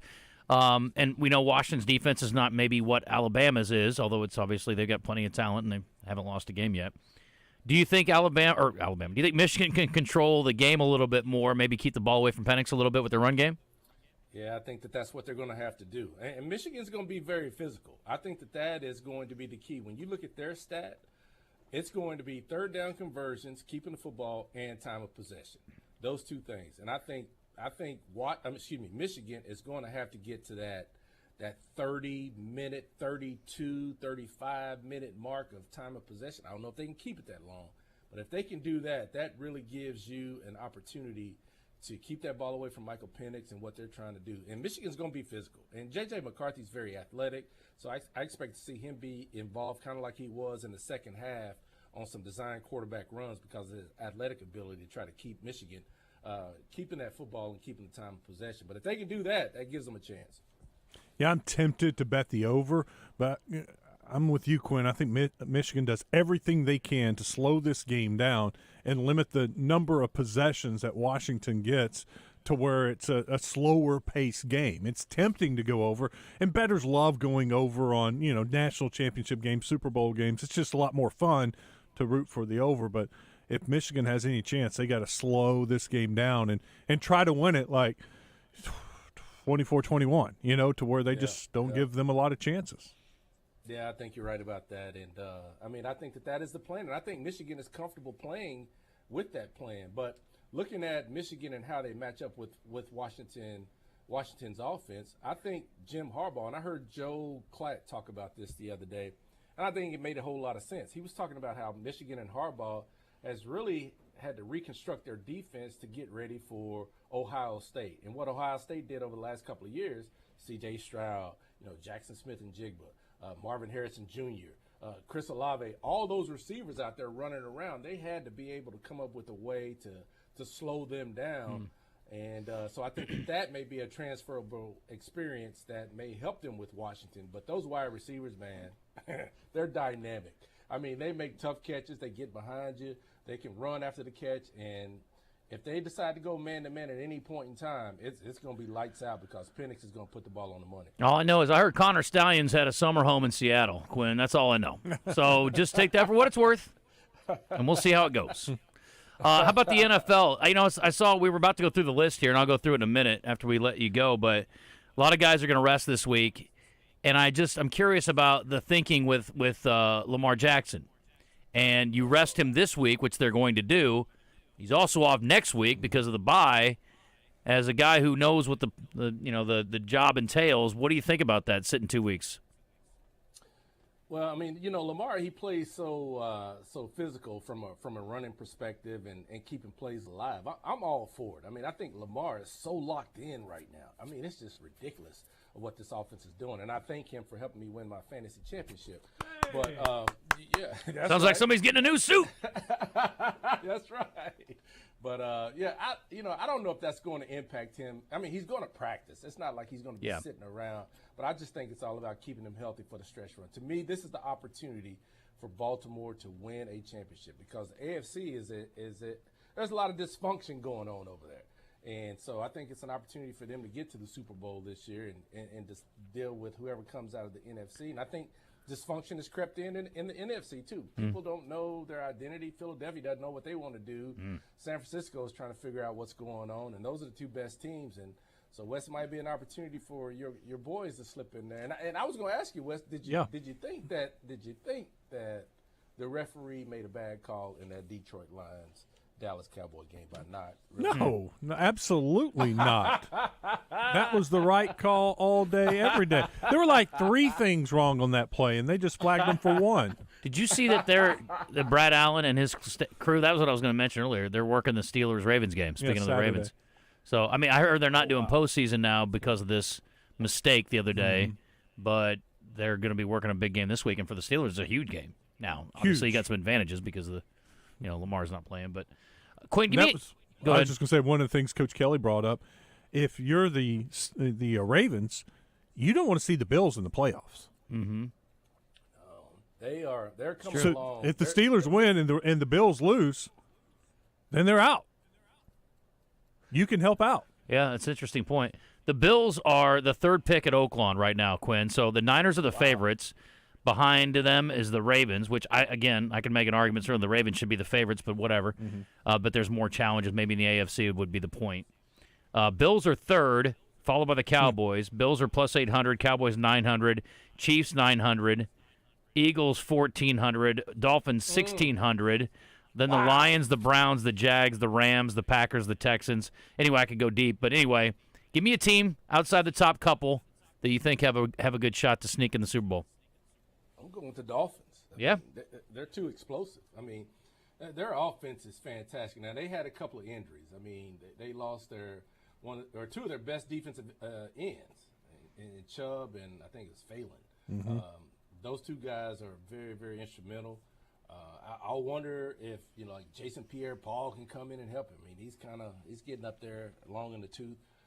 But this Miami offense is really second to none, especially when Tua is clicking. Now they beat up on teams that have a losing record. They finally beat a team like the Dallas Cowboys, and so they get some street cred with that. But I think, man, in a one-game setting in the playoffs, and you got to deal with Tyreek and Jalen Waddle, and then A-Chain coming out of the backfield, I think that is a scary proposition. And so I would say the Miami Dolphins, to me, is the wild card team that people should not want to play. You hopefully, if you're a team, you get them at your house, and it's a cold day. I kind of like the Eagles still. I think they can turn it around. I think they can turn it around. Who are you? I thought you were a Cowboys fan. What's wrong with you? Well, I'm kind of rooting. I'm hoping that the Eagles, win their first round game, then go to San Francisco and win that game. That means the NFC Championship game would be in Dallas. If Dallas won their first two playoff games. So maybe that's why I'm so optimistic. Okay. I don't think Quinn's jumping on board that one. In the past, he's been pro Philly over Dallas, but I don't think you're getting him there today. Hey, let me get this call in here real quick from Kurt, and then we're going to hit a break here and let Quinn go. What's up, Kurt? Thank you for taking my call, man. I just wanted to tell Mr. Grovey, you're my favorite football player for the University of Arkansas. I'm 69 years old. I have been following Razorback football since 1962, and not for your achievements in 88 and 89, but for what you did in 1990 when we went 3-8. Defense set a record for points allowed, but I've heard from everyone who played on that team that's made comments over the years that you had your foot in everybody's butt that entire year in practice, in the games, and used your considerable ability to give it 110%, and that's what champions do. And that's why you're my favorite Arkansas football player over all this time. I appreciate your performance, Mr. Grovey.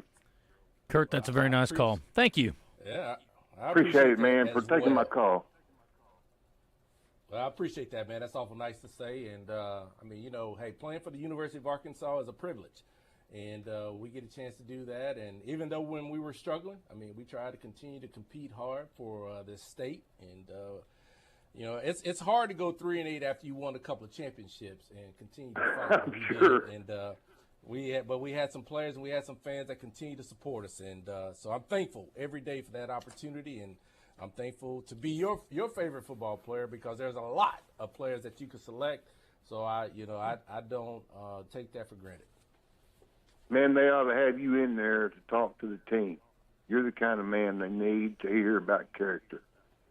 Thank you for taking my call. Thanks, Kurt. I get a chance to spend time with those student athletes an awful lot. So, I'm in their ear. So I get a chance to talk to them, and so it's a great experience in this role that I'm in at the foundation. I'm around them an awful lot and get a chance to impose some of that wisdom to the ones who want to listen for sure. Quinn, I was just going to let you know, Ronnie Fausch, the new wide receiver coach at Arkansas, has changed his Twitter profile to wide receiver coach, University of Arkansas, and it lists his address, Fayetteville, Arkansas. So, not that it's official, but that looks pretty official. Go with that. Sounds like it. That's how we find out about most things nowadays, Petrino, right? that's how we figured out that was a done deal. Mm-hmm. No doubt. Get the grandkid out there doing the whoop pig. Yeah. Yep. All right, Quinn, we appreciate the time, buddy.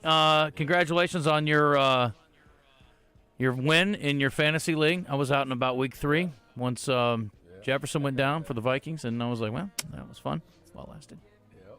So. Hey, just before I get out of here, man, I just want to say thanks to Eric Sward and Bell and Sward for sponsoring this segment. I mean, it's been an awesome experience, and I'm telling you out there, you folks in Conway, Little Rock, Central Arkansas, if you want to get your wardrobe right, get on over to Eric Sward and Bell and Sward, and they'll get you taken care of in Conway. Right on Oak Street. Is this our last segment for the year? I think so. Ah, no! Oh my gosh. Boo! Who did this? Okay, that's fine. Well, it's fun, man. We really appreciate you. It's been great all season long, even in a tough year, and we got better days ahead, my friend. Hopefully we can do it again next season. That's right. Hopefully we can, man. I appreciate you guys. Love being on the show. All right. Thanks, Quinn. Appreciate Later. you. All right. See you. All right. Quinn Grovey, the QB. It's 11:32. Hit a break. Come back. Dr. O'Malley going to join us from UMS on the other side of the break. Talked to James Miller out at Gwatney Chevrolet yesterday, and some good things happening at Gwatney Chevrolet this month. They're starting the new year off right, and they're helping you start off the new year in a new car. If you have a 2010 vehicle or newer, they have some extra cash for you. $2,250 extra rebate. Now, that's on top of all the other rebates and deals you get. That's just on your trade-in. An extra $2,250 if you have a 2010 newer vehicle or newer vehicle that you're trading in. The no payment for 90 days still going on at Gwatney Chevrolet. Great selection of vehicles. Go to the website, GwatneyChevrolet.com. Take a look at all the inventory. Pick out the car you want. Then go to the Gregory Street exit in Jacksonville. Ton of Silverados. Great deals on those trucks still. The Equinox, plus a great selection of previously owned vehicles. It's all happening in January at Gwatney Chevrolet. Linger for far too long. Don't you give me up. 103.7 The Buzz is your home for Arkansas Razorback basketball. Coverage is brought to you by Kaufman by Design West, Gwatney Chevrolet, Gwatney Buick GMC, R-Care, and Parker Cadillac.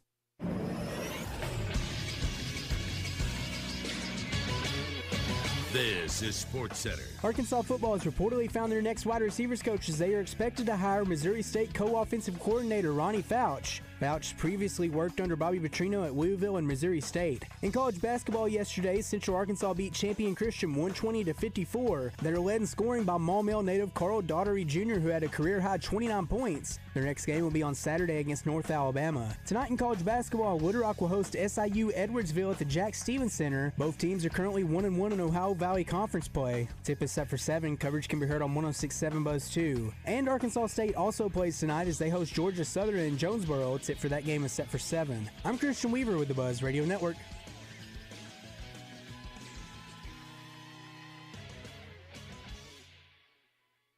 This is Pat Bradley for Alcoa Community Federal Credit Union in their New Year's Auto Loan Special. Listen close, offer ends January 31st.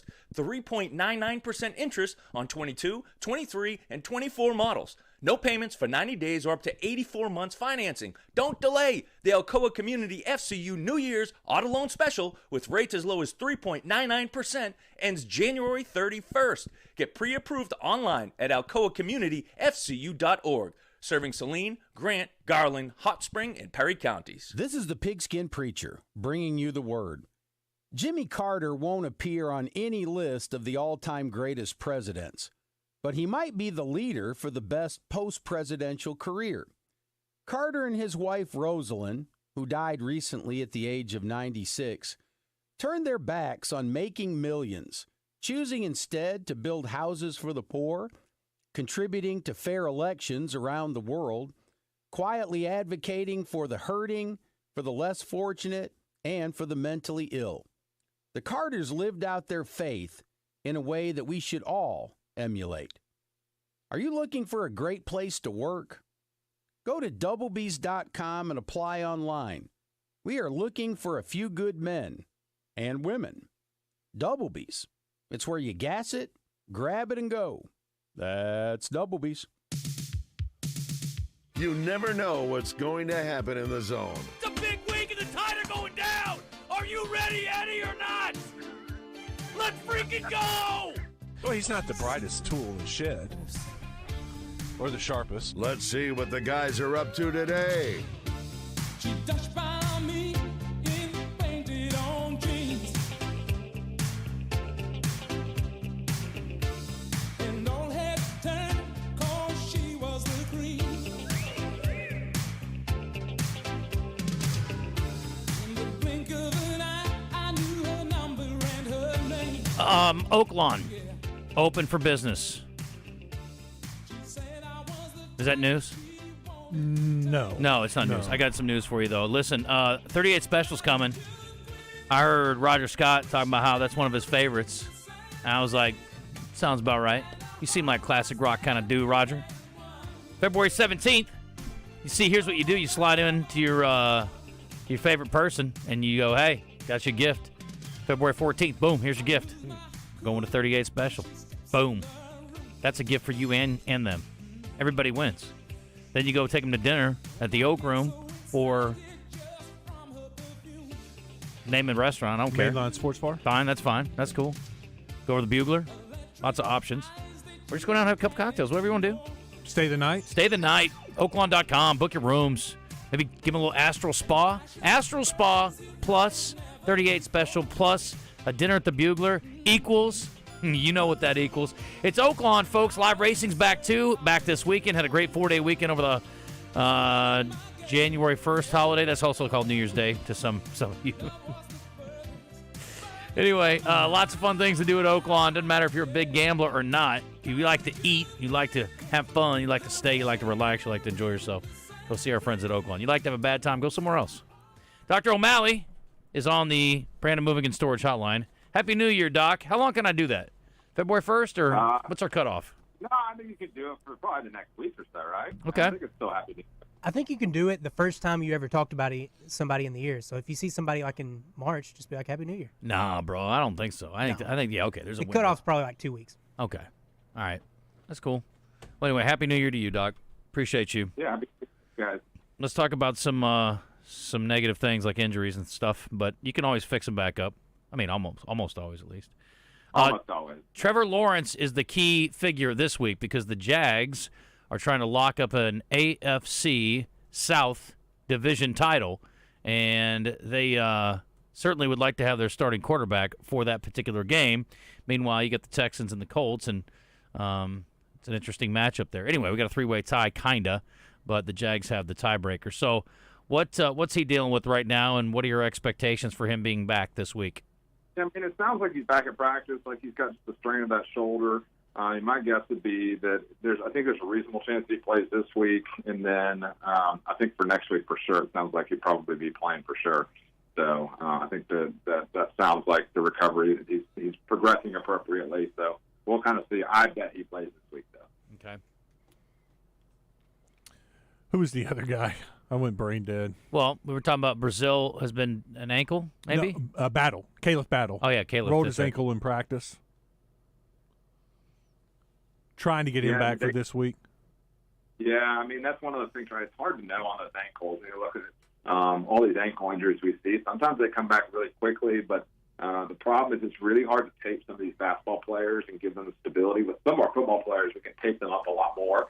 And they still feel like they can play at a high level. Basketball players, the way they cut, it's just really hard to tape them and give them the really stability, but then also then feel comfortable going out and playing to the level that they want that they can.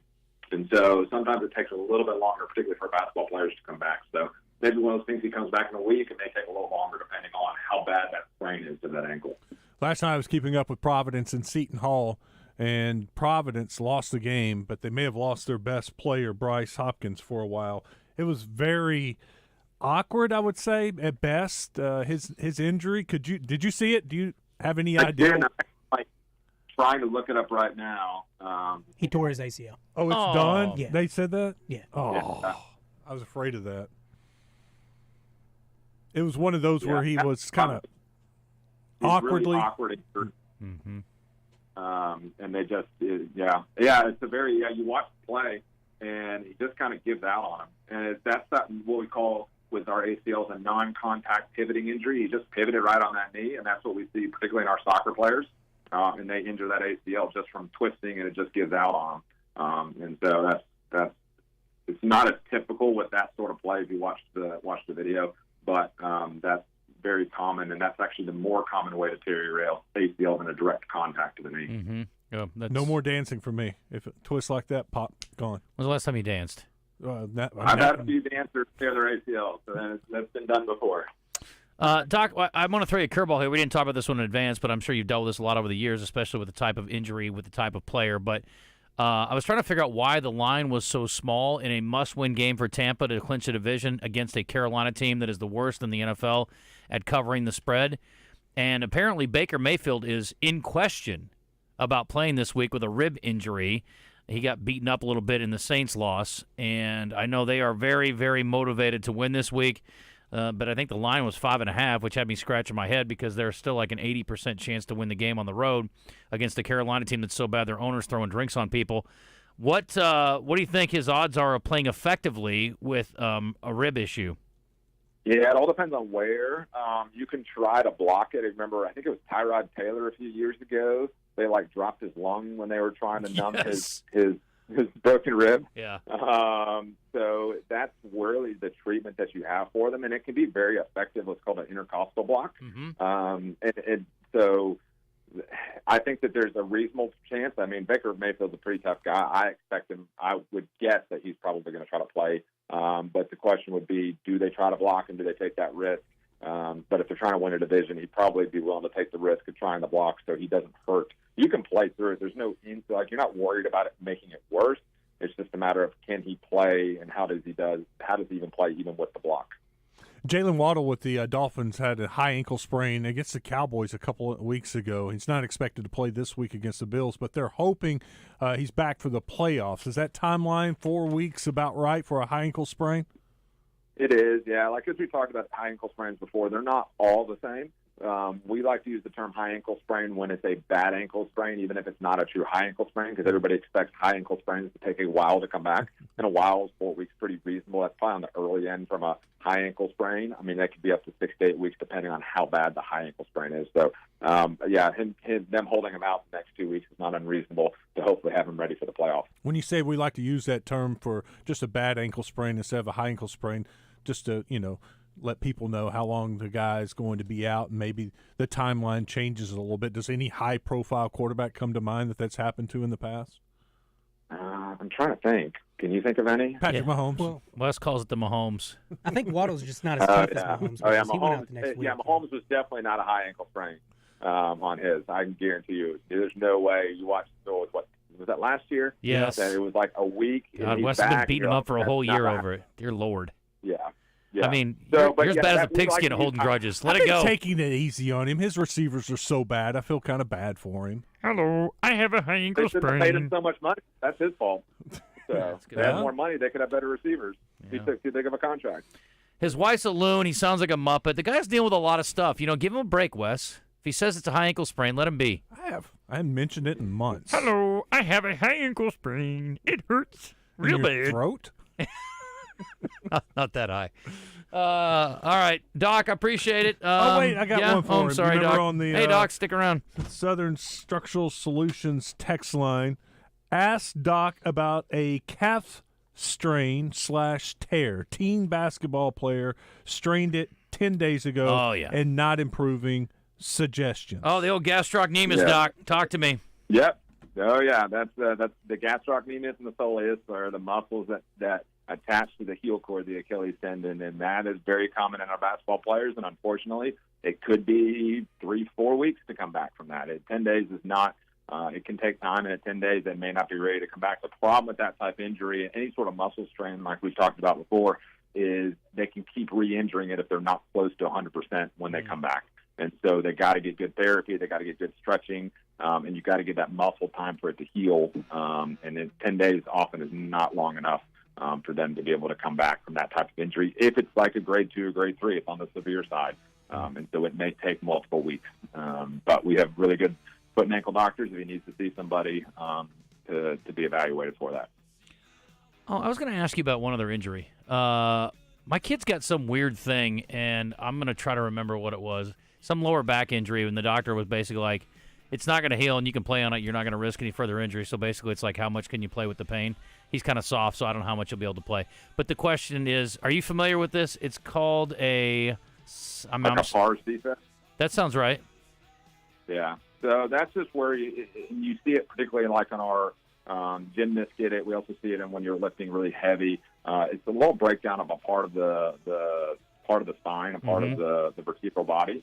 And it's one of those, like, most of the time you just say you can rest it or you can play through it. And if they want to play through it, it's fine. But a lot of times once they stop the activity, it gets better.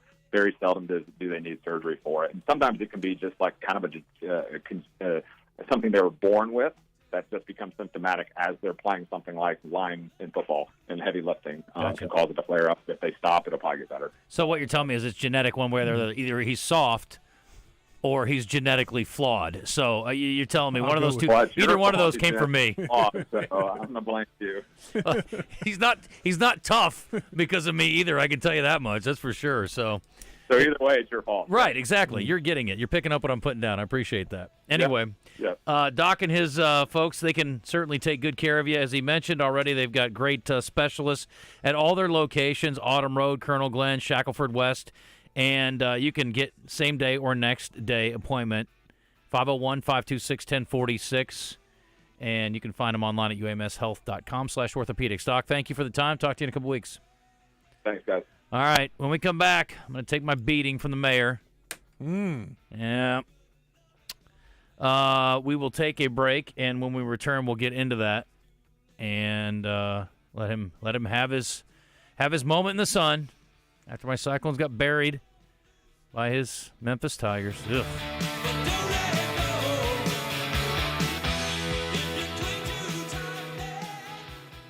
Great news. Stocking stuffers at Bell & Sword in Conway. This is Joseph Pena of the Arkansas basketball team. Are you shopping for Christmas gifts? Bell & Sword has everything from men. Athleisure from Vori, PJ and hoodies from Sags, Cologne, Basque, Efob. Clothing, Peter Millar and Johnny L. Quality, Martin Dingman. Leather goods and shoes. Expert staff with free gift wrapping. Bell & Sword, 1011 Oak Street on Facebook and Instagram. Happy birthday to you. Happy birthday, Big Joe. Joe Klein, 62 today. If you go by Corky's, tell him happy birthday. He has great skin. Tomorrow, Roger's going to be a busy show. Shannon Lynn, the Music Man, coming by. Oh, I love that show. Dan Hampton, NFL Hall of Famer. Go Hogs. And Danny West and Heather Baker, all tomorrow. Hey, listen, them pickleball experts are coming by to hang out with us. I'm going to show you my backside.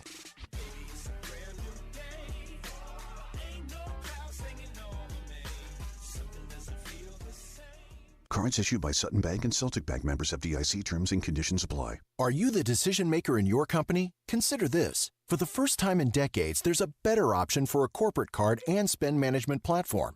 Meet Ramp, the only corporate card and spend management system designed to help you spend less money so you can make more. Most corporate credit cards offer points as incentives, but those points amount to less than their worth in real cash value. Ramp's corporate cards offer you cash back, real money in your pocket. Plus, you control who spends what with each vendor. And Ramp's software collects and verifies receipts automatically, which means you'll stop wasteful spending and close your books in hours instead of days. Businesses that use Ramp add up to 5% to their bottom line the first year. If you're a decision maker, adding Ramp could be one of the best decisions you've ever made. And now get $250 when you join Ramp. Just go to ramp.com/sports. Ramp.com/sports. ramp.com/sports. As MNB continues to grow, we want you to know the one thing that will never change is the way we do business. We still make the process of securing a loan simple and straightforward with a staff of experienced and professional loan officers. MNB has a variety of products and services to fit your individual requirements. Whether it's buying a new home, starting a new business, or expanding your business, our rates are extremely competitive. You keep moving forward. At MNB, we've got your back. Check us out at mnbbank.com. Member FDIC, Equal Housing Lender. Central Termite and Pest Control has been providing reliable and professional pest control services for Arkansans since 1957. Locally owned and operated with the goal of giving you the latest in termite and pest control solutions with the safety of your family and pets their top priority. You place a premium on your property and home, and so do the folks at Central Termite and Pest Control. To see what they can do for you, visit centraltermite.net Welcome back to the Oaklawn Racing Casino Resort Studio. If you're looking for sports and entertainment, then look no further. You're in the zone with Justin Acree and Wes Moore on the Buzz Radio Network. I see the hotline hot. That means the mayor's coming in to visit with us. Let me squeeze Rebecca in real quick before we get him on. What's up, Rebecca? Wish y'all would quit hating on my quarterback. Not y'all. First of all, Wes Moore, Rebecca. Wes Moore. Wes wasn't the one trying to imitate him, but anyway. He does sound like Kermit the Frog, and you know it, and stop it. Sort of, he does, but come on, Or y'all. Jeff I mean, Long, if you prefer. That injury was last year. It was Hello. for real. You could tell he was in pain every time he moved. And B, as far as the receivers, I've told y'all before, that is on Brett Veach and Andy Reid, because Brett Veach tries to get by as cheaply as he can with the other players. Patrick is always willing to restructure his contract so other people can get paid, and that is a fact. You can look it up. Okay. Give me $40 million now, so that and I'll take a little off what I make in a couple. He's no Shohei Ohtani. Shohei Ohtani's only taking $2 million a year for the next 8 years, and then he's going to get $200 million last year. Dak's getting a bunch. But He's a starting quarterback. I'm telling you, Dak. I'm telling you, this is on Veach. Our receivers problem is on Veach. Veach and Reed said last year, okay, we won it last year without Tyreek. We'll do it again without Tyreek. I don't know what I That's care not about right. less. Wes making fun of Mahomes, or you complaining about Wes making fun of Mahomes about something that happened a year ago. But I love you, Rebecca. Happy New Year. We'll talk later. I love y'all too. All Bye-bye. right, goodbye. The mayor's standing by on the Brandon Moving and Storage Hotline. And to the victors go the spoils. And the mayor is the victor. Mayor Scott, congratulations to you and your alma mater and the big victory and your free lobster coming up, courtesy of me over at Cash Restaurant. Well, thank you so much. The Iowa State Cyclones did a great job. I was getting a little nervous towards the end. I thought they were going to come back after our decisive beatdown throughout the first 3 quarters. But really excited about it. I thought it was a really cool team. Hopefully, my alma mater gets the opportunity to join the Big 12 with you guys. That's a big pursuit of President Hargraves, who's also from Arkansas. Okay. I don't know if you knew that, the president of the University of Michigan. So it was great to watch those guys. Some great football. Really excited about Monday coming up, watching Washington and Michigan. It's going to be a pretty cool game. No doubt. Well, I will tell you, Cash Restaurant, certainly their food is great, and it tastes even better when it's free. So you're going to really have a good time. I'm looking forward to it. I told Wes I was going to make you sit there for the whole hour while we were eating, listen to me complain about the trolleys, but maybe I'll give you a break. It was fun, though. And the thing is, I don't know why Iowa State's defense decided not to play that well, but you got to give a lot of credit to the Memphis staff. They certainly exploited what Iowa State apparently was willing to give up, which I didn't know was anything defensively. So, it was a lot of fun, and I'm happy for them. Who do you like in the championship game Monday? I really don't know right now.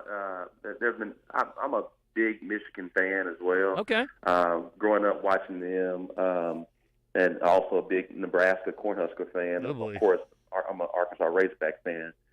So leaning towards Michigan. I think they'll get the win, but you got to root for Pennick. I think he should have been the Heisman Trophy winner. Mm-hmm. He clearly is the most valuable player in the NCAA right now, and so I think that, he's clearly going to show out. But I think Michigan's defense will be able to contain him a little bit. I like that. See how he walked the line? That's why he's a great politician. You see, he's like, I don't really want to make a pick, but, I like both teams. They're both great. He was nice to Iowa State when they gave up 1,000,000 yards to Memphis, so that's cool.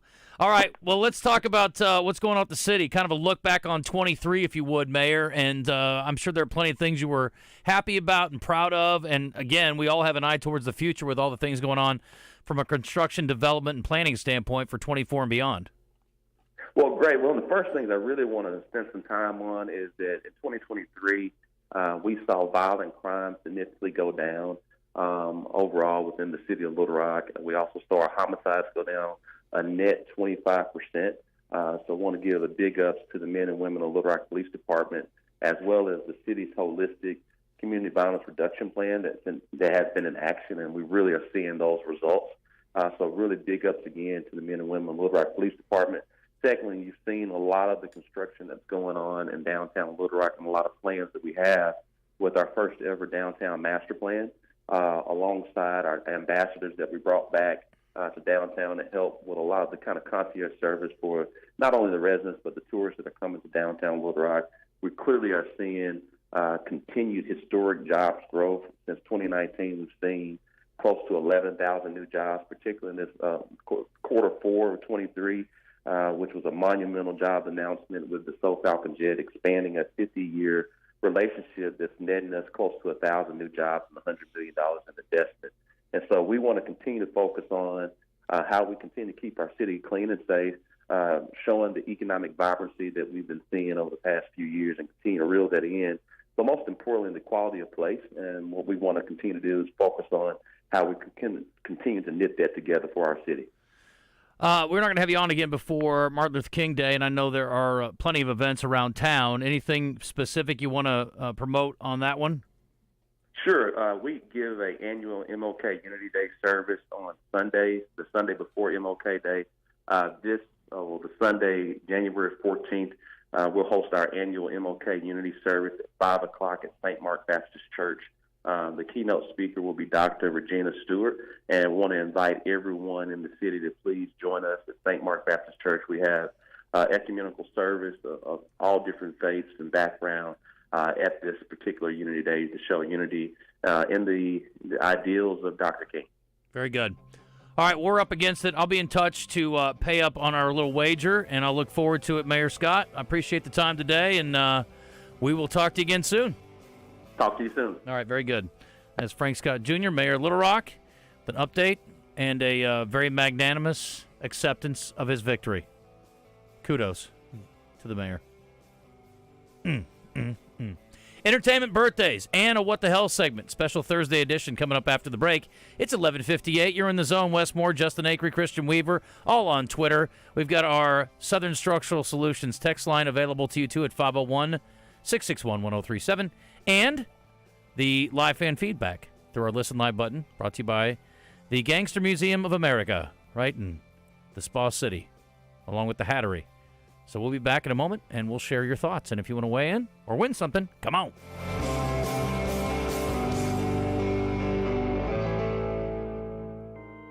4x4 vehicles are the multi-tools of the automotive world. They get us to work. They take the kids to school. They take us hunting. They take us to the great outdoors, to places away from the hustle of the world. Whatever task we give our pickup or SUV, we need it to be reliable, and we need to have it work when we need it to work. Mud Connection 4x4 in Little Rock has been modifying and servicing four-wheel drives for over 40 years. The Mud knows 4x4s better than anybody else. Call today for your 4x4 accessories and service. Mud Connection, connecting you to the off-road world. Hey, Optimus! Gwatney Unplugged airs Saturdays at 9 a.m. Is that the one with Scott Romine as host? It sure is. We should listen. I agree. Autobots, transform and roll out. If you are looking for a safe and loving home for you or your loved one, visit Heartland Rehabilitation and Care Center. Just 15 minutes from Little Rock and Benton, our skilled nursing staff is dedicated to providing quality long-term care and short-term therapy. Visit heartlandrehabcenter.com. You can call Heartland home. Get in the zone with Justin Acree and Wes Moore every day from 10 to 1, live from the Oakwan Racing Casino Resort Studios on 103.7 The Buzz. No matter what you do, You were finished. we can't be stopped. Oh, well, allow me to retort. 103.7 The Buzz. Oh, I'm sorry. Did I break your concentration? KABZ, Little Rock. Buzz News with Channel 7's Cassandra Webb.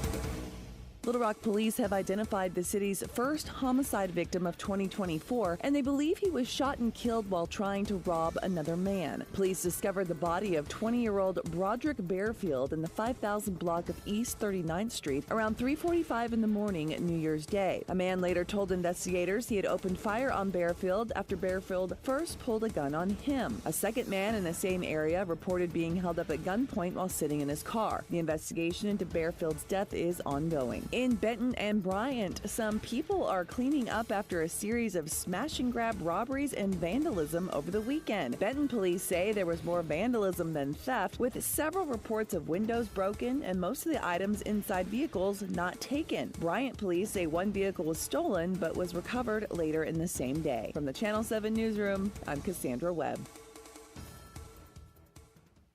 Weather from the Fletcher Weather Center with Channel 7's Melinda Mayo.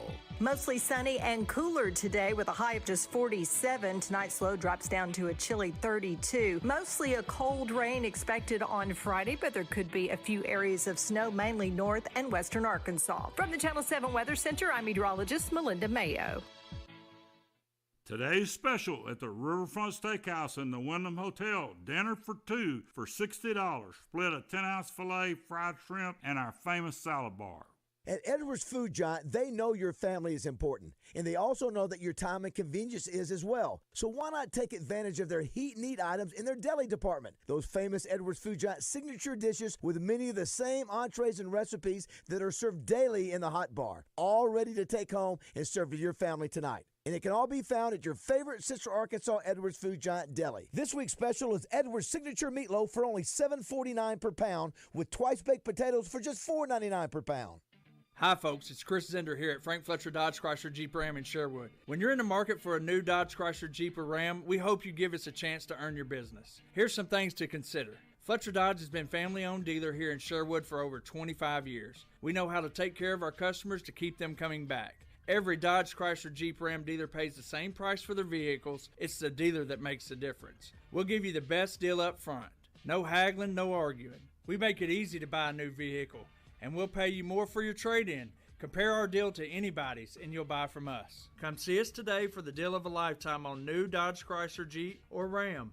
At Frank Fletcher Dodge, you'll always get the best price, the lowest finance rate, and more for your trade. And we promise you a hassle-free buying experience. We want to be your dealer for life. Shop Fletcher Dodge in Sherwood before you buy anywhere else. Just tell us what you're looking for and we'll make you a deal. Come see us in person at Fletcher Dodge on Warden Road in Sherwood or shop online at FletcherDeals.com. Is your Oaklawn Thoroughbred racing action so close you can feel it? Or is it the view from your trackside luxury suite? However you like it, racing season is off and running at Oaklawn with live races every weekend through May 4th. It's fun by the furlong all season long. Make your reservations today at oaklawn.com. What's your Oaklawn? Gambling problem? Call 1-800-522-4700. Rowdy Hog Pickleball is the only dedicated pickleball store in Arkansas. Whether you love to dink or smash, their sales professionals can help you choose a paddle that fits your needs. Rowdy Hog Pickleball has everything you need to practice at home and play on the court. Get out of the kitchen and stop by to talk to one of their professionals to ace the new year. Located in the Outlet Mall down from H&M, Rowdy Hog Pickleball, your one-stop shop to pickleball success. With tens of thousands of satisfied patients across America, it's no surprise QC Kinetics gets 5-star reviews. I'm feeling on top of the world because of QC Kinetics. I'm able to do the things that I wasn't able to do for a long time. I can recommend them highly. I would recommend QC to anybody. QC Kinetics has changed my life. I couldn't believe it. I honestly was skeptical, but the pain went from a 10 to a 0. Real people with real lasting relief from joint pain. QC Kinetics Regenerative Medicine is regenerating me. I'm super successful, and I recommend everyone seek out QC Kinetics as an alternative to surgery. This non-surgical approach is definitely the future. I tell as many people as possible. I am an ambassador. I love QC Kinetics. QC Kinetics, the nation's leader in advanced regenerative medicine. No drugs, no surgery. Call QC Kinetics now for your free consultation. Call QC Kinetics, 501-222-8440. That's 501-222-8440.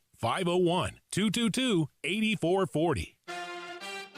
Join the Zone each weekday for the Entertainment Report, brought to you by Bell & Sward of Conway. Find out the very latest breaking news and entertainment each day on the Zone. Justin, West, and Christian will dish out what the stars and celebrities have going on, and you can catch it each day. Bell & Sward has everything for the best-dressed man. From boots to suits, check them out on Facebook or Instagram. Bell & Sward at their new and larger location at 1011 Oak Street.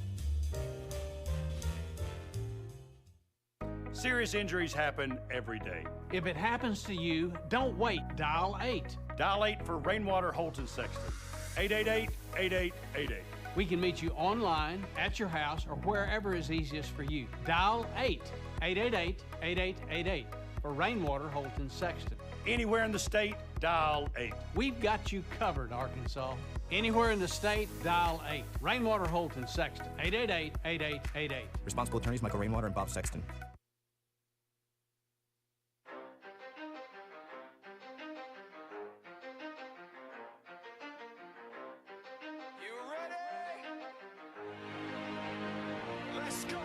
You're in the zone, coming to you live from the Oaklawn Racing Casino Resort Studio. Oaklawn, Arkansas's only racing casino resort. Now, here's Justin Acree and Wes Moore on the Buzz Radio Network. Hi. My best Nick Saban. Good impressions today. Hi. Welcome back in the zone, hour 3. Wes Moore, Justin Acree, and the Wizard, Christian Weaver. Thanks for being with us. Here at 12:06, we've got entertainment brought to you by Bell and Sward, and birthdays brought to you by our friends at Elia's Mexican Grill in Conway. Also, What the Hell, and some NFL news to share with you.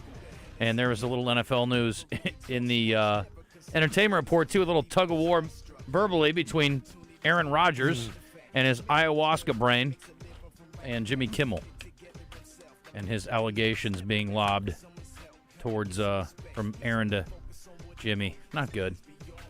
Anyway, they're putting Pat McAfee in the middle, and I can't handle this.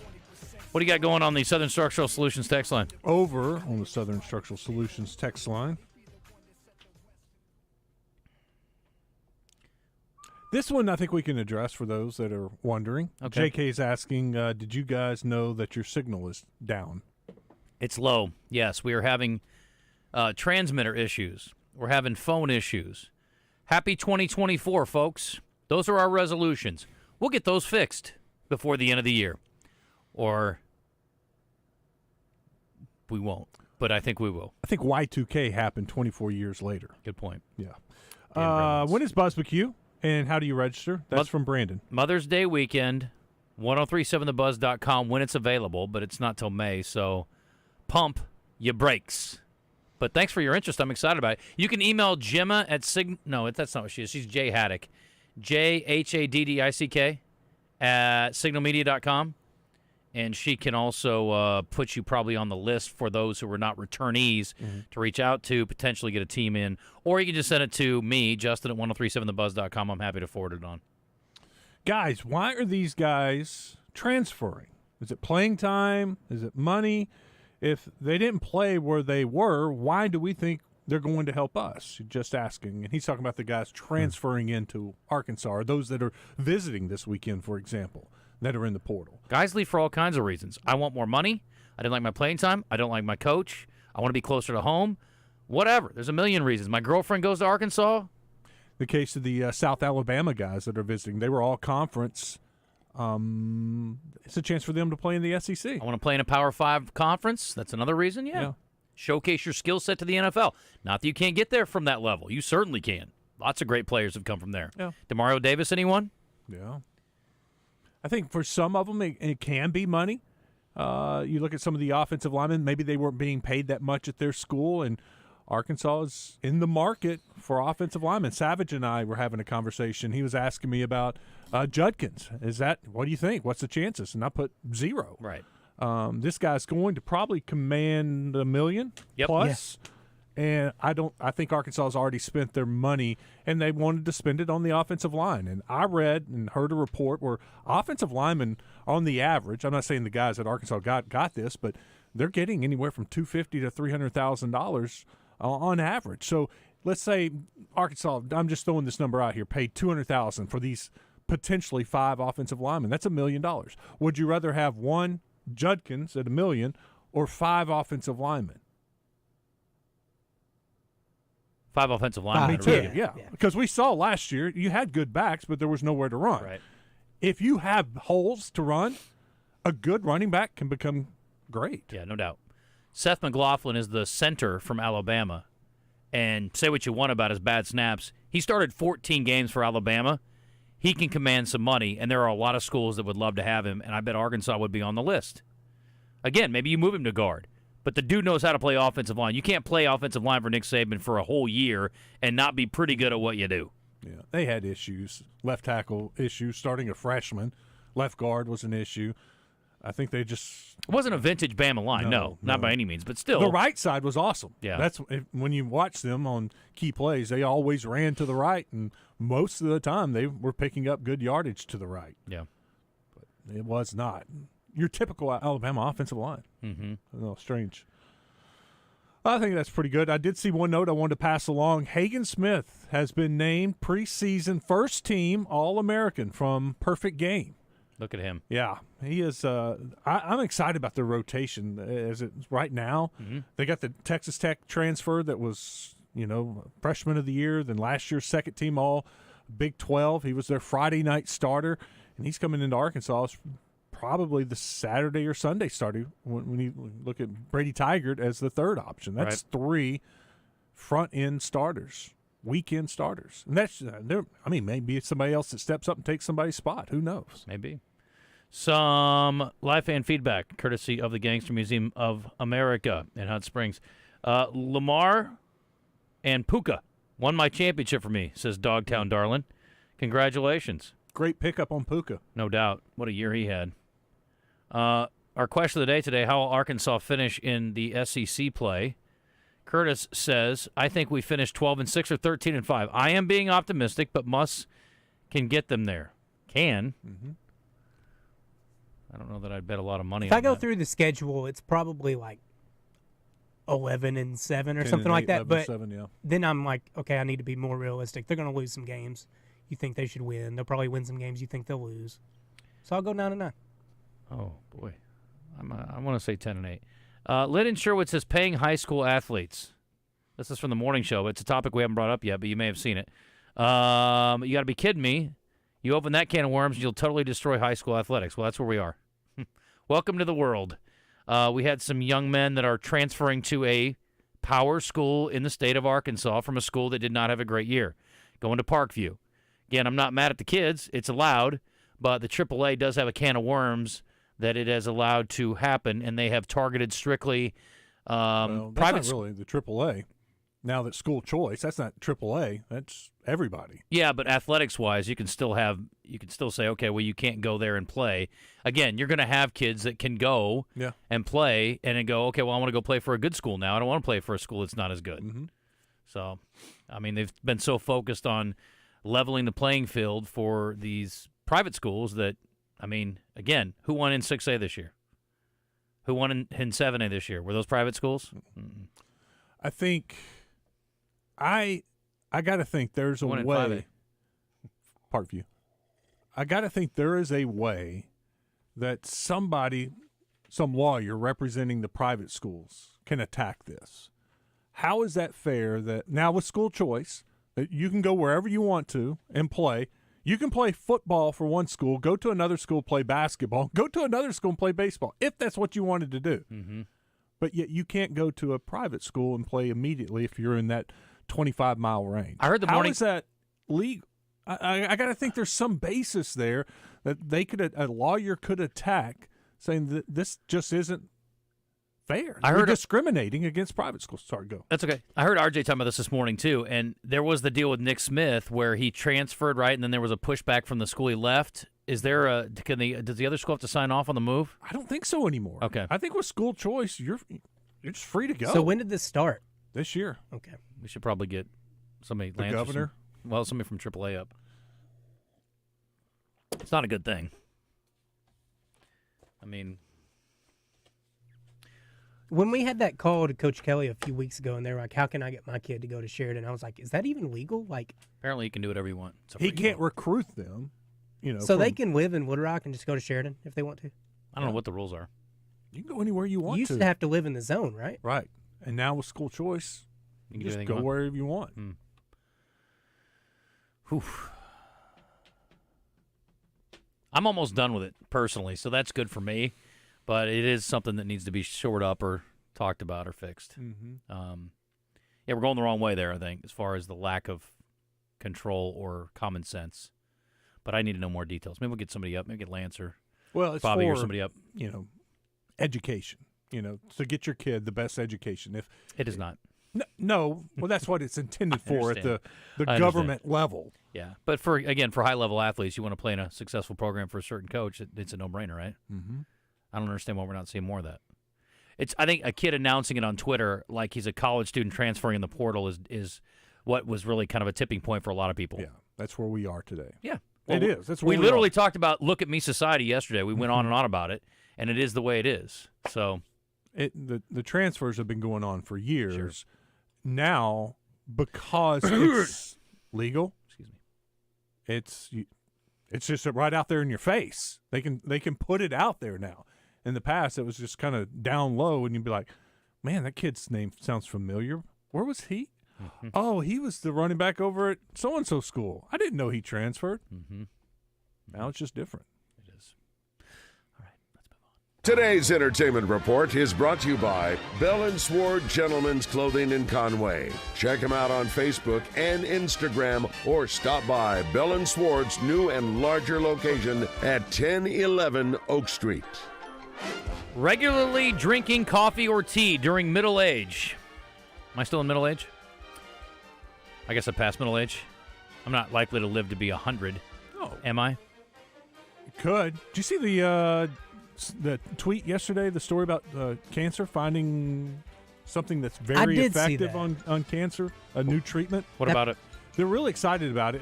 I'm not a doctor. What? Yes. But it was something they can inject into it, and it's it emits a light, or they combine that with a light, and it causes the cancer cells to jump, to almost vibrate to this light. And when it does, it destroys their membrane, and then the cancer falls apart. It's been over 90% effective in test trials. Wow. Whoever found this out is going to end up dead in a ditch somewhere. Yeah. You're saying it's going to cost people money? Yeah. Huh. Well, that's pretty exciting. It was very. I mean, it was a long Twitter thread. 90%? It kept my attention. It's not quite a condom level, but it's pretty good. What? I think if you have cancer, you'll take the 9 out of 10. Hell yeah! Kidding me? I'd take 3 out of 10. Anyway, regularly drinking tea or coffee will not cure cancer, but it will help ward off frailty later in life, according to a new study. The research conducted by a team at the National University of Singapore involved over 12,000 participants between 45 and 74. Woohoo! I'm in there. Spanning 2 decades, the key to potential benefits they suggest is caffeine. Those who consume 4 cups of coffee daily experience the most significant benefits, but consistent drinkers of black and green tea also saw advantages. Previous studies have found that caffeine can stimulate muscle cell proliferation and enhance muscle weight in mice. Okay, I'm a bit of a rat myself. Beyond caffeine, both coffee and tea are abundant in bioactive polyphenols known for their antioxidant and anti-inflammatory properties. Boop.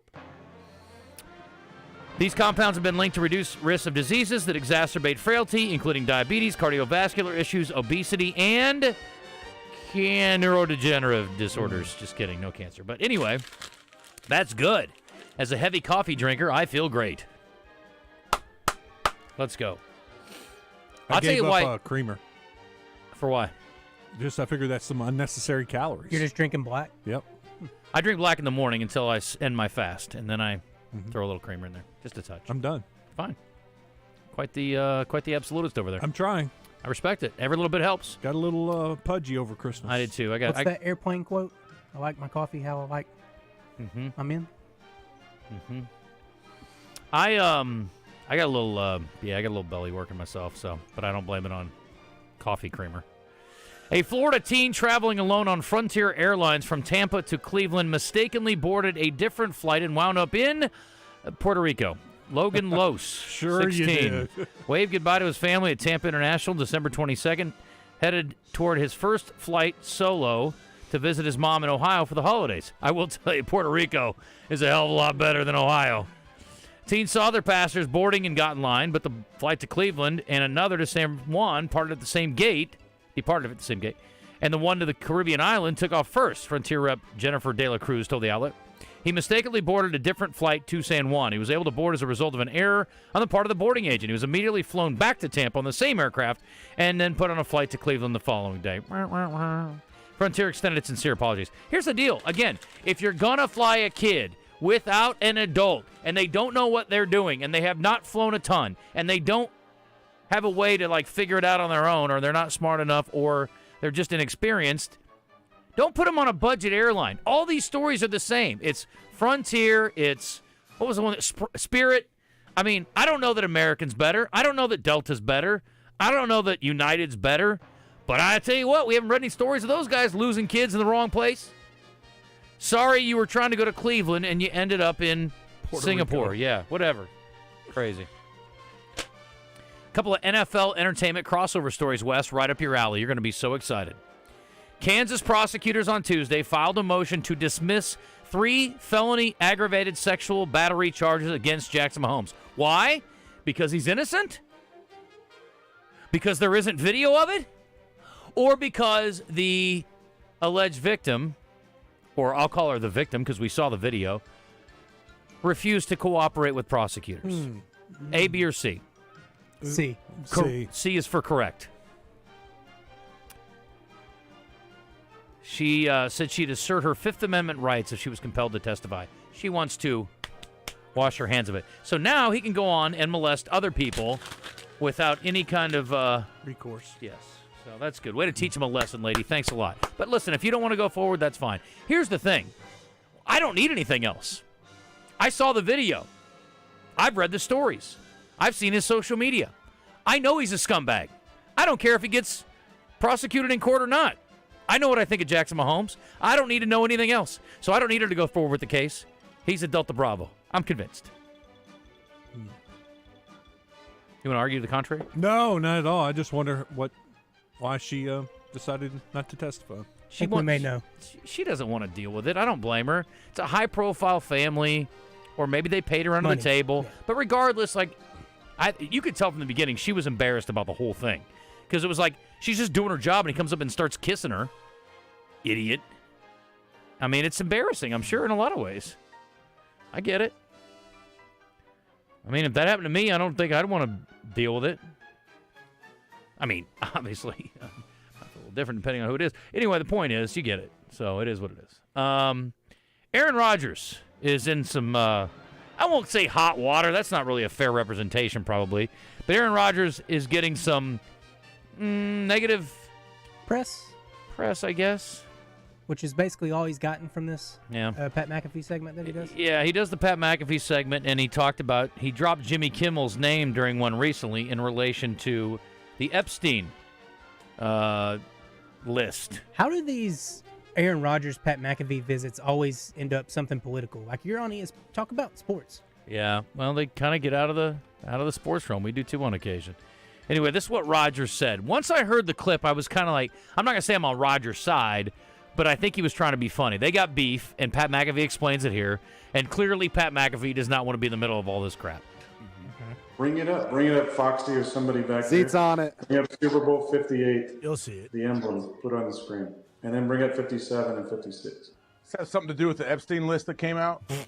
Feels like That's supposed to be coming out soon. Look, this guy's been waiting in his wine cellar. Yeah. I've been waiting in my wine cellar for this thing. A lot of people, including Jimmy Kimmel, are really hoping that doesn't. All right. Obviously, a clip from this particular program was run on Jimmy Kimmel's show whenever Aaron brought up the list, and then Jimmy mocked him for it. Mm-hmm. Aaron has not forgotten about that, but here we are, sitting right in front of that nice bottle of scotch. Mm-hmm. What do you say? I'm waiting to celebrate something. Oh, yeah. He's been waiting That's for the one. You've been waiting for Hey, I'll tell you what, if that list comes out, I definitely will be popping some sort of bottle. Hey, you've been calling for it for a few years now. All right. Aaron Rodgers obviously is concerned about things that I'm not concerned about, and that's fine. He's welcome to be concerned about things that I'm not concerned about. But I didn't take that as he thinks Jimmy Kimmel is on the list. I think it's him taking a shot at Jimmy Kimmel. He was joking. Because Jimmy Kimmel went after him. But joking about somebody being on the Epstein list is probably... Yeah, but I mean, Jimmy Kimmel's a comedian. Like, I think most things are within bounds, and I don't think anybody who saw the actual clip would think that he was suggesting that he was on the list. And Jimmy Kimmel should have a sense of humor about humor. Right? Right. Yeah. You poke at people. I didn't think that was... to me, out of bounds at all. No, it wasn't like saying he's like, oh, I guarantee you he's on the list. Like, and by the way, there's a lot of people that are insinuated or have been said to have been on this list of Epstein's that nobody is accusing of any kind of sexual impropriety with young women. Yeah. They were acquaintances of his or knew him or whatever. But there are plenty of people who there's definitely shade being cast on for sure. Anyway, Jimmy's threatened legal action. If you haven't seen it, he said, keep it up. We'll debate the facts further in court. I mean, honestly, I think, again, we're going for the BS smell, the smell test here. I'm kind of with Rodgers on this one. Like, You poked at me, I'm going to poke at you. I'm sure he's been on Aaron about his vaccine feelings and that kind of thing, too, in the past. So I'm sure there's some beef there. Now the only move is get him on the show. So if Aaron Rodgers will go on Jimmy's show, you got great ratings. It's good for everybody.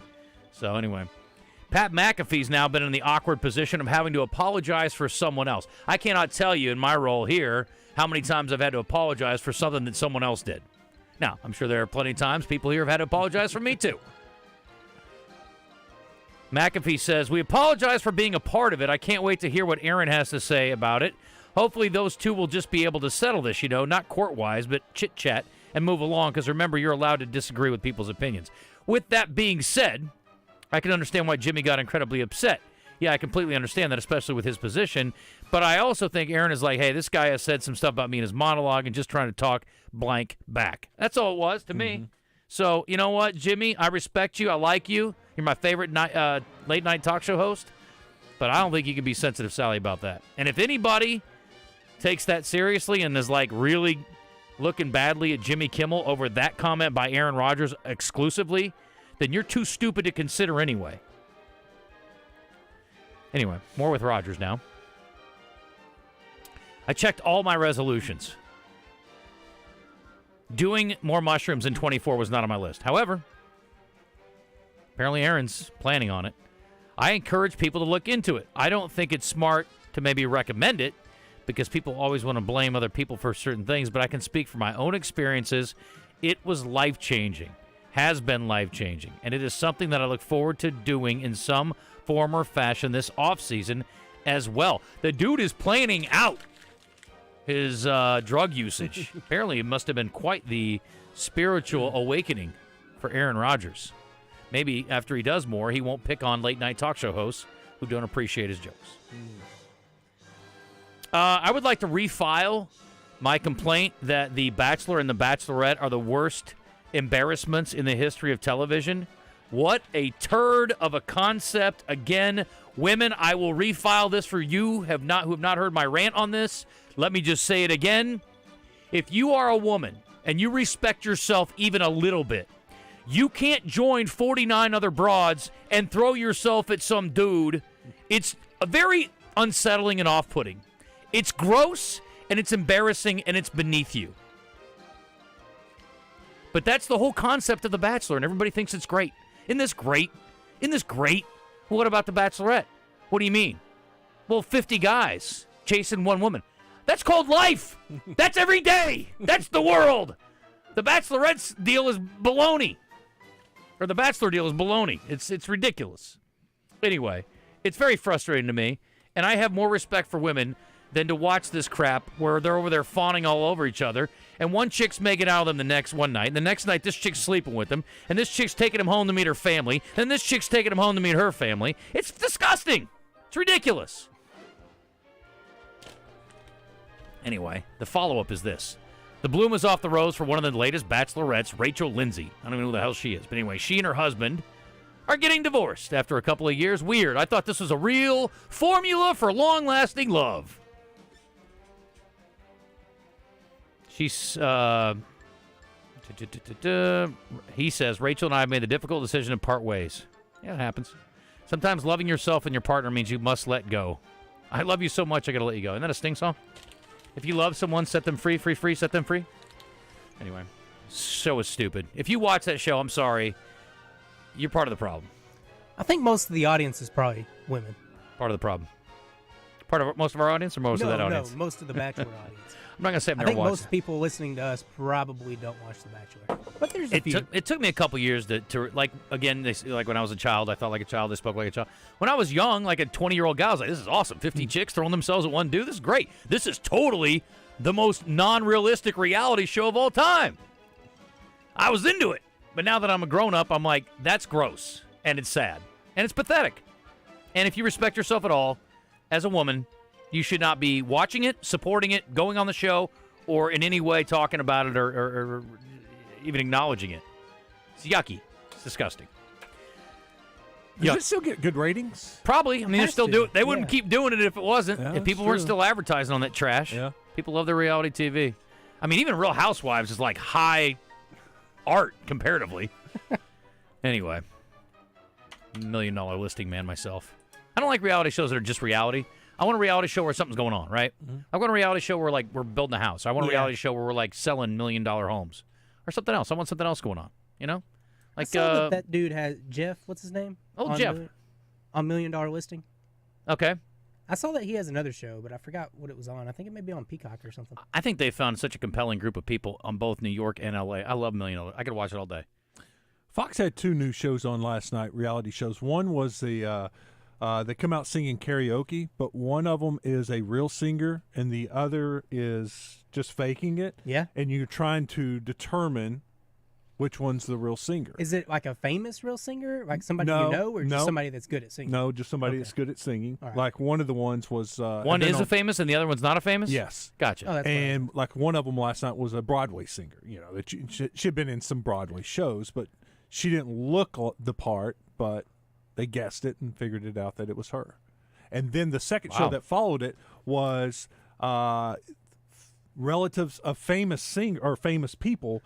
The relative would come out and sing, and then the famous relative would be hidden behind this little bubble that you could kind of see through, and they would give clues, and you'd try to guess who their famous relative was. That's kind of interesting. That was pretty neat. Okay. They really hit on The Masked Singer, and they're like, we're trying to do all these singing shows just to find another one. Yeah. I've never watched an episode of The Masked Singer. I've seen it. Yeah. It's okay. Yeah. It's okay. What do we have to play for, Christian? We have Splash Car Wash gift card. Okay, I like that. 661-1037. Go wash your filthy car, you filthy animal. 661-1037. Come along, and we will do this right about now. Birthday Trivia in the Zone is brought to you by Elia's Mexican Grill. Headed to the hill? Take exit 108 from either direction for award-winning Mexican food made fresh every day. It's Elia's in Morrilton. Piggy Smalls has said on our live fan feedback, he thinks it's interesting that Aaron Rodgers is talking about drug use on national television, and they kicked Ricky Williams out for smoking weed. And I'm like, I think the Ricky Williams thing is dumb too, but I don't even know if it is. If you're eating mushrooms, is that even technically? It probably is a controlled substance. Well, I there suppose. are these new mushrooms that I think are legal. Okay. I guess I should. Not that I'm going to try them, but I'm pretty sure. You're not a drug expert or a doctor? No. But I've been told of these new mushrooms. Some people that I knew, golfers, were trying them while they were playing and felt like it was almost like a helping their game. But they were legal. And I don't know that it's some kind of thing that's blowing up. Like I said, I'm not really interested in it. So I didn't dig into it. Yeah. Well, your golf game has reached its pinnacle anyway. You think? I don't know, maybe. I mean, you get to play more at some point. You're probably better. Maybe. But you're not going to play more anytime soon. All right, so here we go. This is birthday trivia and presented by our friends at Ellie's Mexican Grill for a Splash Car Wash. Johnny, you're with Wes. Angela, you're with Christian. This woman's an actress. She was in Legends of the Fall. First night, Sabrina. She played Sabrina in Sabrina. Won an Emmy Award for Outstanding Supporting Actress in a miniseries or a movie for her role in Temple Grandin in 2010. She's from Surrey, England. And she was the love interest. You guys ever see Legends of the Fall? I've seen it. Yeah, she's quite good. Quite good. Lovely lady. Julia Ormond, happy birthday to you. She's 59. This guy is a lead singer for this band. You can just start puking out Bret lead Michaels. singers. No, but that's not the Vince worst. Neil. No, not that kind of band. Oh.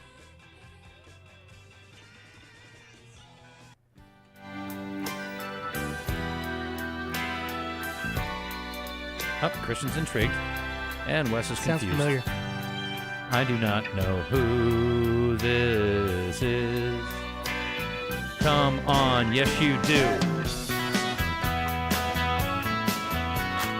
REM? Tiny people. Oh, Michael Stipe. Say little tiny people? Yeah. Shiny, happy people, not little tiny people. Michael Stipe. Correct. Wes called them little tiny people. He was looking right at me, too. You talls are all the same. How old is Michael Stipe, Wes, lead singer REM? Oh, he's like... He looks unhealthy most of the time, yeah? Yeah. But he's fine, right? I think so. Yeah. 68. I'll go 66. What's her name is on this, too? The woman from B-52s. Kate, whatever her name is, I think. Yeah. 64. Good call. This guy has batted .276 in his pro career. 182 is his home run total. 530-plus RBI. Started out with the Chicago Cubs. Played the third base position when they won the world title. Correctamundo. How old is he, Christian? Chris Bryant is 29. He is not 29. Wes, how old is he? He is 32. Wow. Yeah. Born in 92. Which is the year I graduated from high school. Because I'm old. This former Celtic and King has won both a gold medal and... Joe Klein. It's Joe Klein. Wow, it's Joe's birthday today? Happy birthday, Joe Klein. He was at the gym working out. Was he? Yeah. Well, that was his one of birthday. his New Year's resolutions. Yeah. Eat less, drink less, pray more, and get in better shape. Joe Klein is on his wiki. Is now a restaurant proprietor, owning a number of successful Corky's Ribs and Barbecue restaurants. Because he advertised on the buzz. That's how you make it in this industry. How old is Joe Klein today? I guess. Sure. Oh. Be nice. Is he 61? No. 62. He is, Wes. 4-3. Wes in the lead. This former NBA star in high school was listed as the number 1 center and number 4 player in the nation. Played 14 years in the NBA. He was the 15th overall pick by the Celtics. He never went to high school. He never went to college. But if he had, he was going to play at Arkansas. Al Jefferson? Christian by knows. Oh. How old is he, Wes?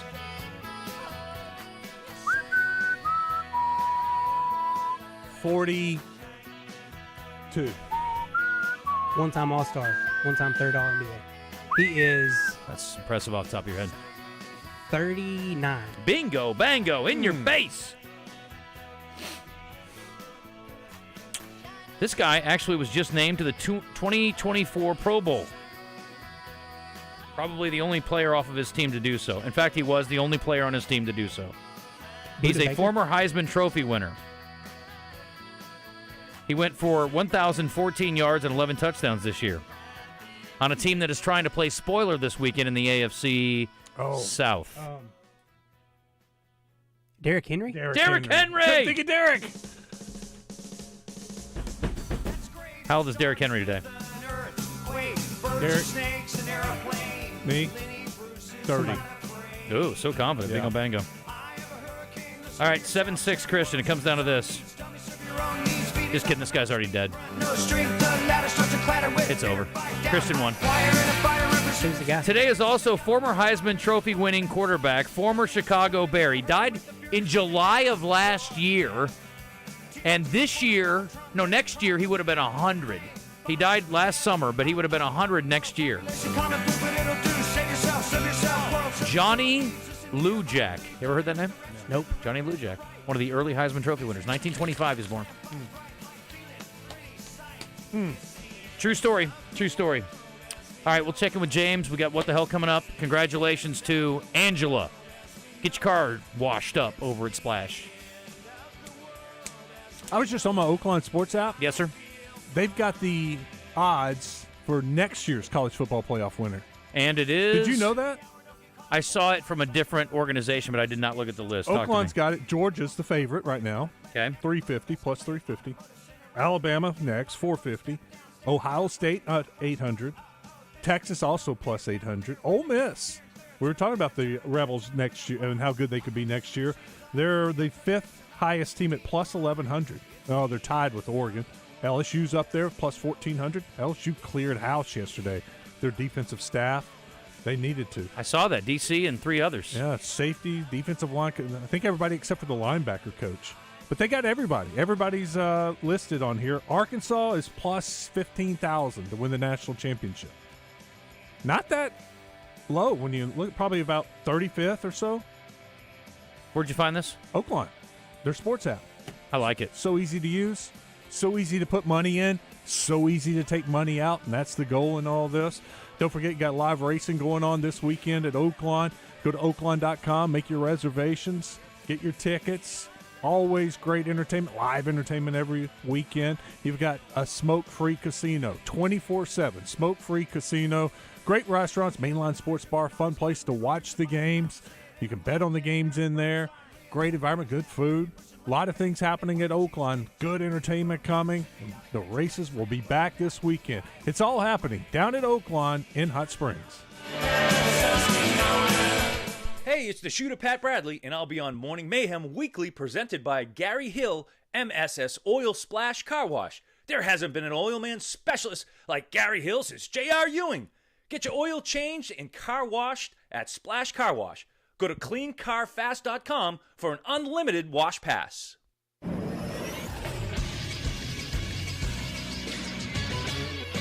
This is SportsCenter. Arkansas football has reportedly found their next wide receivers coach as they are expected to hire Missouri State co-offensive coordinator Ronnie Fouch. Fouch previously worked under Bobby Petrino at Louisville and Missouri State. In college basketball yesterday, Central Arkansas beat champion Christian 120-54. They are led in scoring by Maumelle native Carl Daughtery Jr., who had a career-high 29 points. Their next game will be on Saturday against North Alabama. Tonight in college basketball, Little Rock will host SIU Edwardsville at the Jack Stevens Center. Both teams are currently 1-1 in Ohio Valley Conference play. Tip is set for 7. Coverage can be heard on 106.7 Buzz 2. And Arkansas State also plays tonight as they host Georgia Southern in Jonesboro. Tip for that game is set for 7. I'm Christian Weaver with the Buzz Radio Network.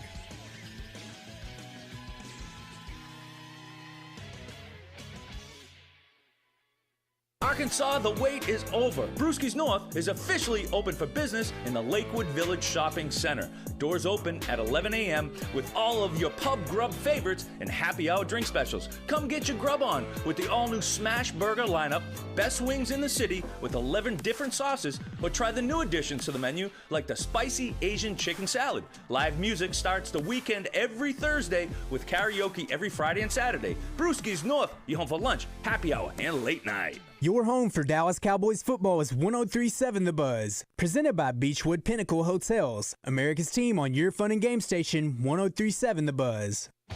New Year's means new equipment for you and your loved ones from River Valley Tractor, your leading Kubota dealers in Central Arkansas.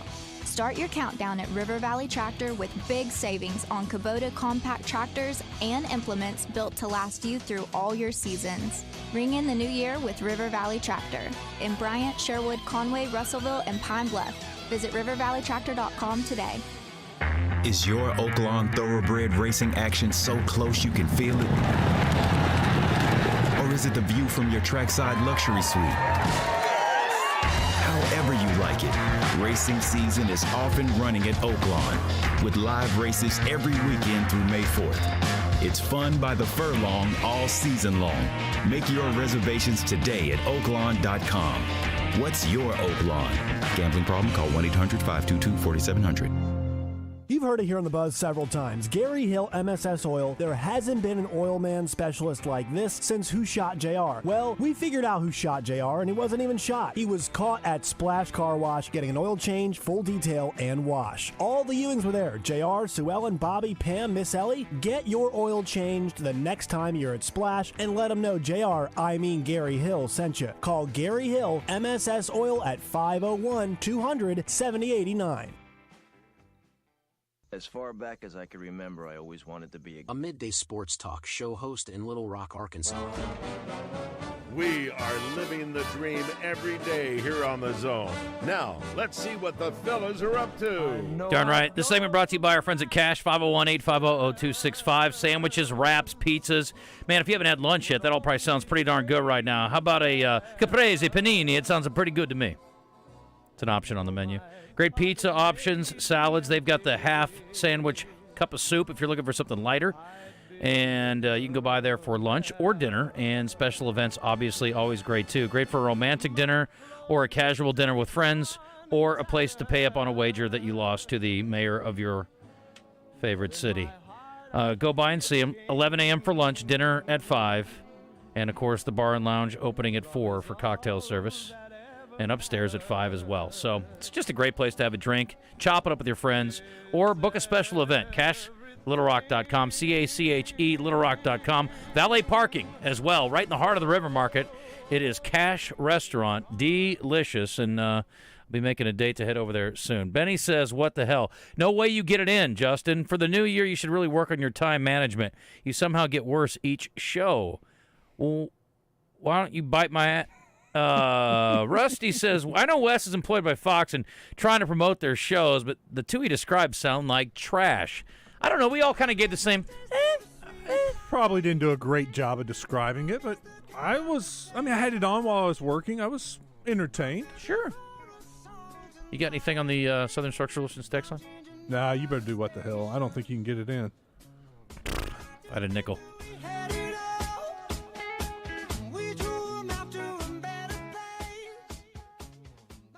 Impressive, powerful, aerodynamic, thrilling, and unforgettable. All words to describe Saracen's January giveaway vehicle, Nissan's exciting 400Z. Play at Saracen all this month for your chance to win an incredible Z car from Welch Nissan. Winning is as easy as simply playing Saracen's games. Take the short 40-minute ride down to Saracen Casino Resort. It's Little Rock's closest place to play, and it's the only place in Arkansas to win a fabulous Z car.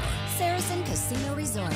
Gambling problem? Call 800-522-4700. Of course, you have many options when it comes to great dining options downtown, but there's only one, Dizzy's Gypsy Bistro. Still offering a wide selection of all your favorite special craft cocktails, including beer and wine, and a menu featuring gourmet salads and delicious pastas. And Dizzy's is also the multiple-time winner of the World Cheese Dip Competition. With a dog-friendly patio, a funky eclectic atmosphere, and room for large parties with reservations, Dizzy's will have you coming back again and again. Since 1995, Dizzy's Gypsy Bistro, Dizzy'sLR.com. Listen to The Zone every Tuesday for Clint Kong, brought to you by Farm Brothers Flying Service. For the past decade, Farm Brothers Flying Service has been providing crop dusting services to the farmers in Southeast Arkansas, and they can help you too. Call 870-263-1300.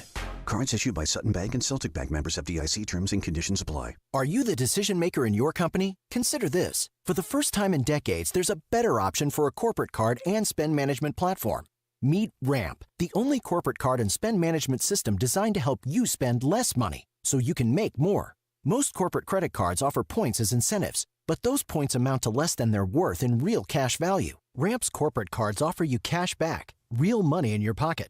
Plus, you control who spends what with each vendor. And Ramp's software collects and verifies receipts automatically, which means you'll stop wasteful spending and close your books in hours instead of days. Businesses that use Ramp add up to 5% to their bottom line the first year. If you're a decision maker, adding Ramp could be one of the best decisions you've ever made. And now get $250 when you join Ramp. Just go to ramp.com/sports. Ramp.com/sports.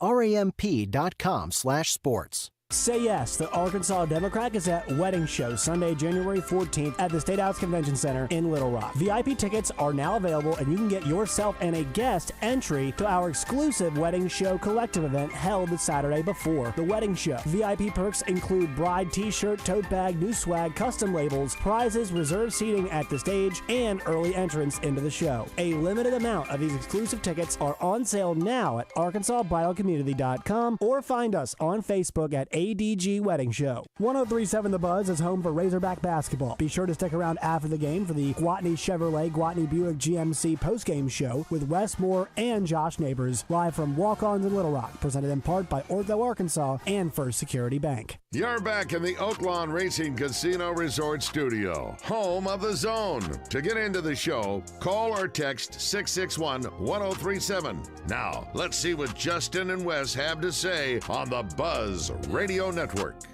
The ones that hate me the most look just like me. 12:50, final segment, and it's brought to you by our friends at Gwatney. We'll try to check in when it's not available. Okay. I'm going to go out and see James in the Employee of the Month today, so I will let you know who that is tomorrow. We'll sing their praises. Gwatney Chevrolet, you'll be singing their praises if you go out there and shop anytime soon, because you get great selection, great prices, great financing options, and they will take care of you in so many different ways, including, I'm telling you, the service department right now, dealing with them after my son got hit and runned. Hit and run. He got hit. He was involved in a hit and run. He came out, and he's like, oh, somebody smashed into my car last night and didn't leave a note like a butthole, but he didn't say it like that. He said it nicer. I said it like that. Anyway, you want to deal with good people, fix you right back up. Gwatney Chevrolet is the spot. Go over there and check it out. And they've got great selection, again, on all the big trucks, SUVs, and smaller cars, even non-Chevrolet options. But if you're looking to trade in and trade up in 2024, it's a great way to start the new year in a new vehicle.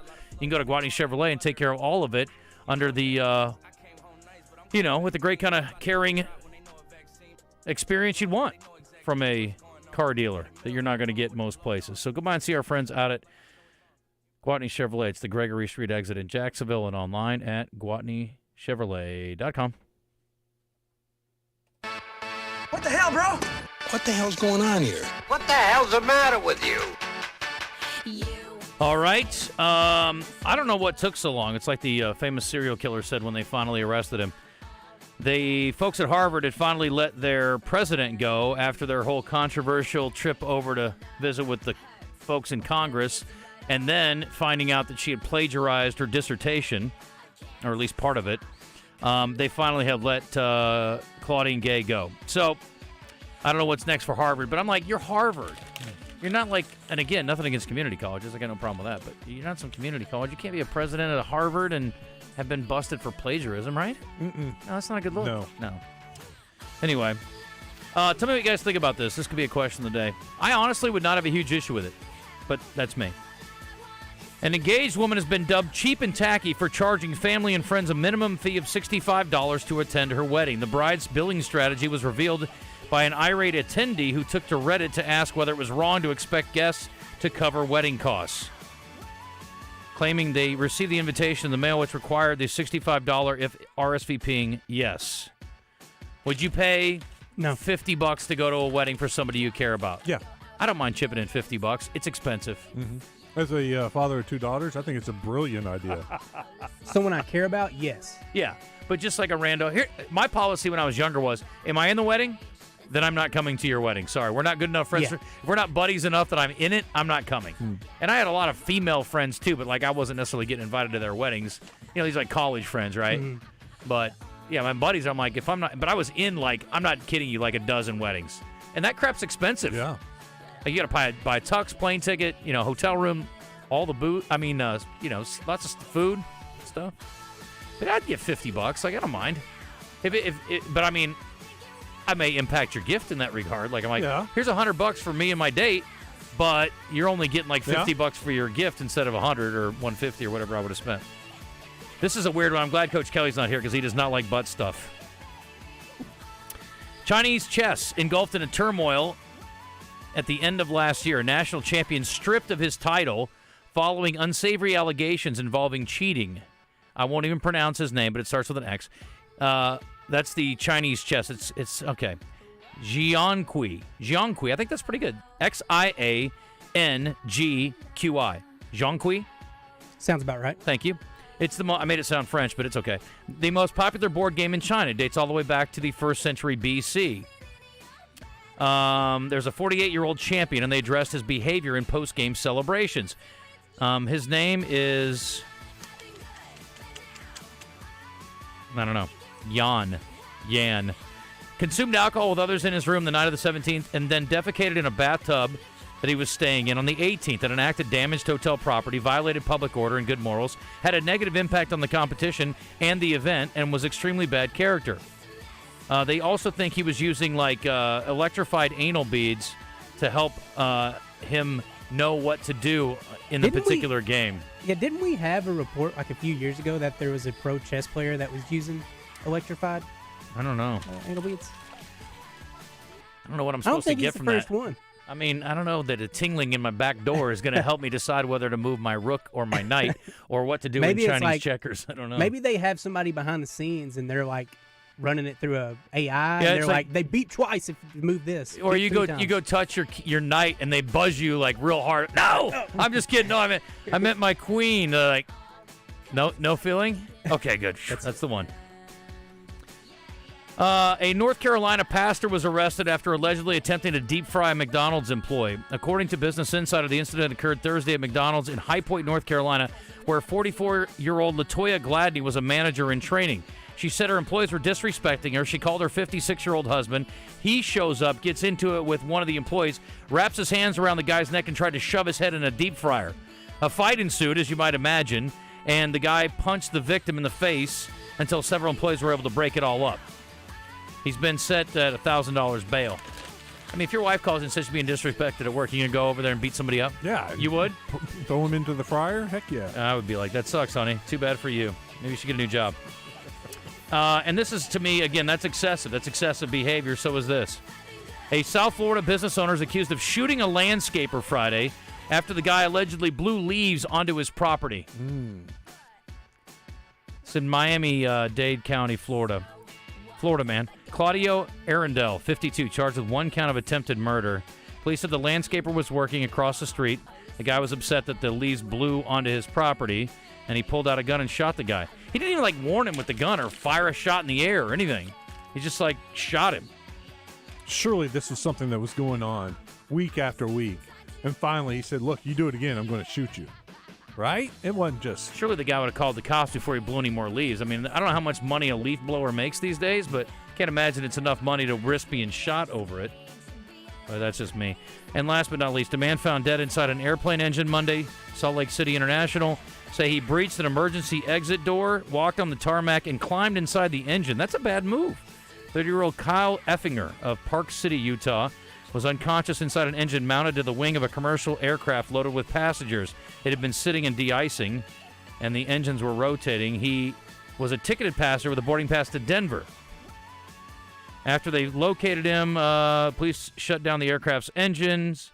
First responders pulled him out, and they attempted life-saving measures and fast-acting medication that can reverse opioid overdose. The guy was on drugs, but they pronounced him dead at the scene, so it didn't work out too hot for him. I think Mr. Effinger effed up. He sure did. And he won't do it again. Freaky Joe is here. Out of Bounds coming up next. What's up, Joe? Hey, how's it going, guys? Good. Yeah, that guy had a death wish, didn't he? Apparently so. That's not a good move. If you're going to rest, that's not the place.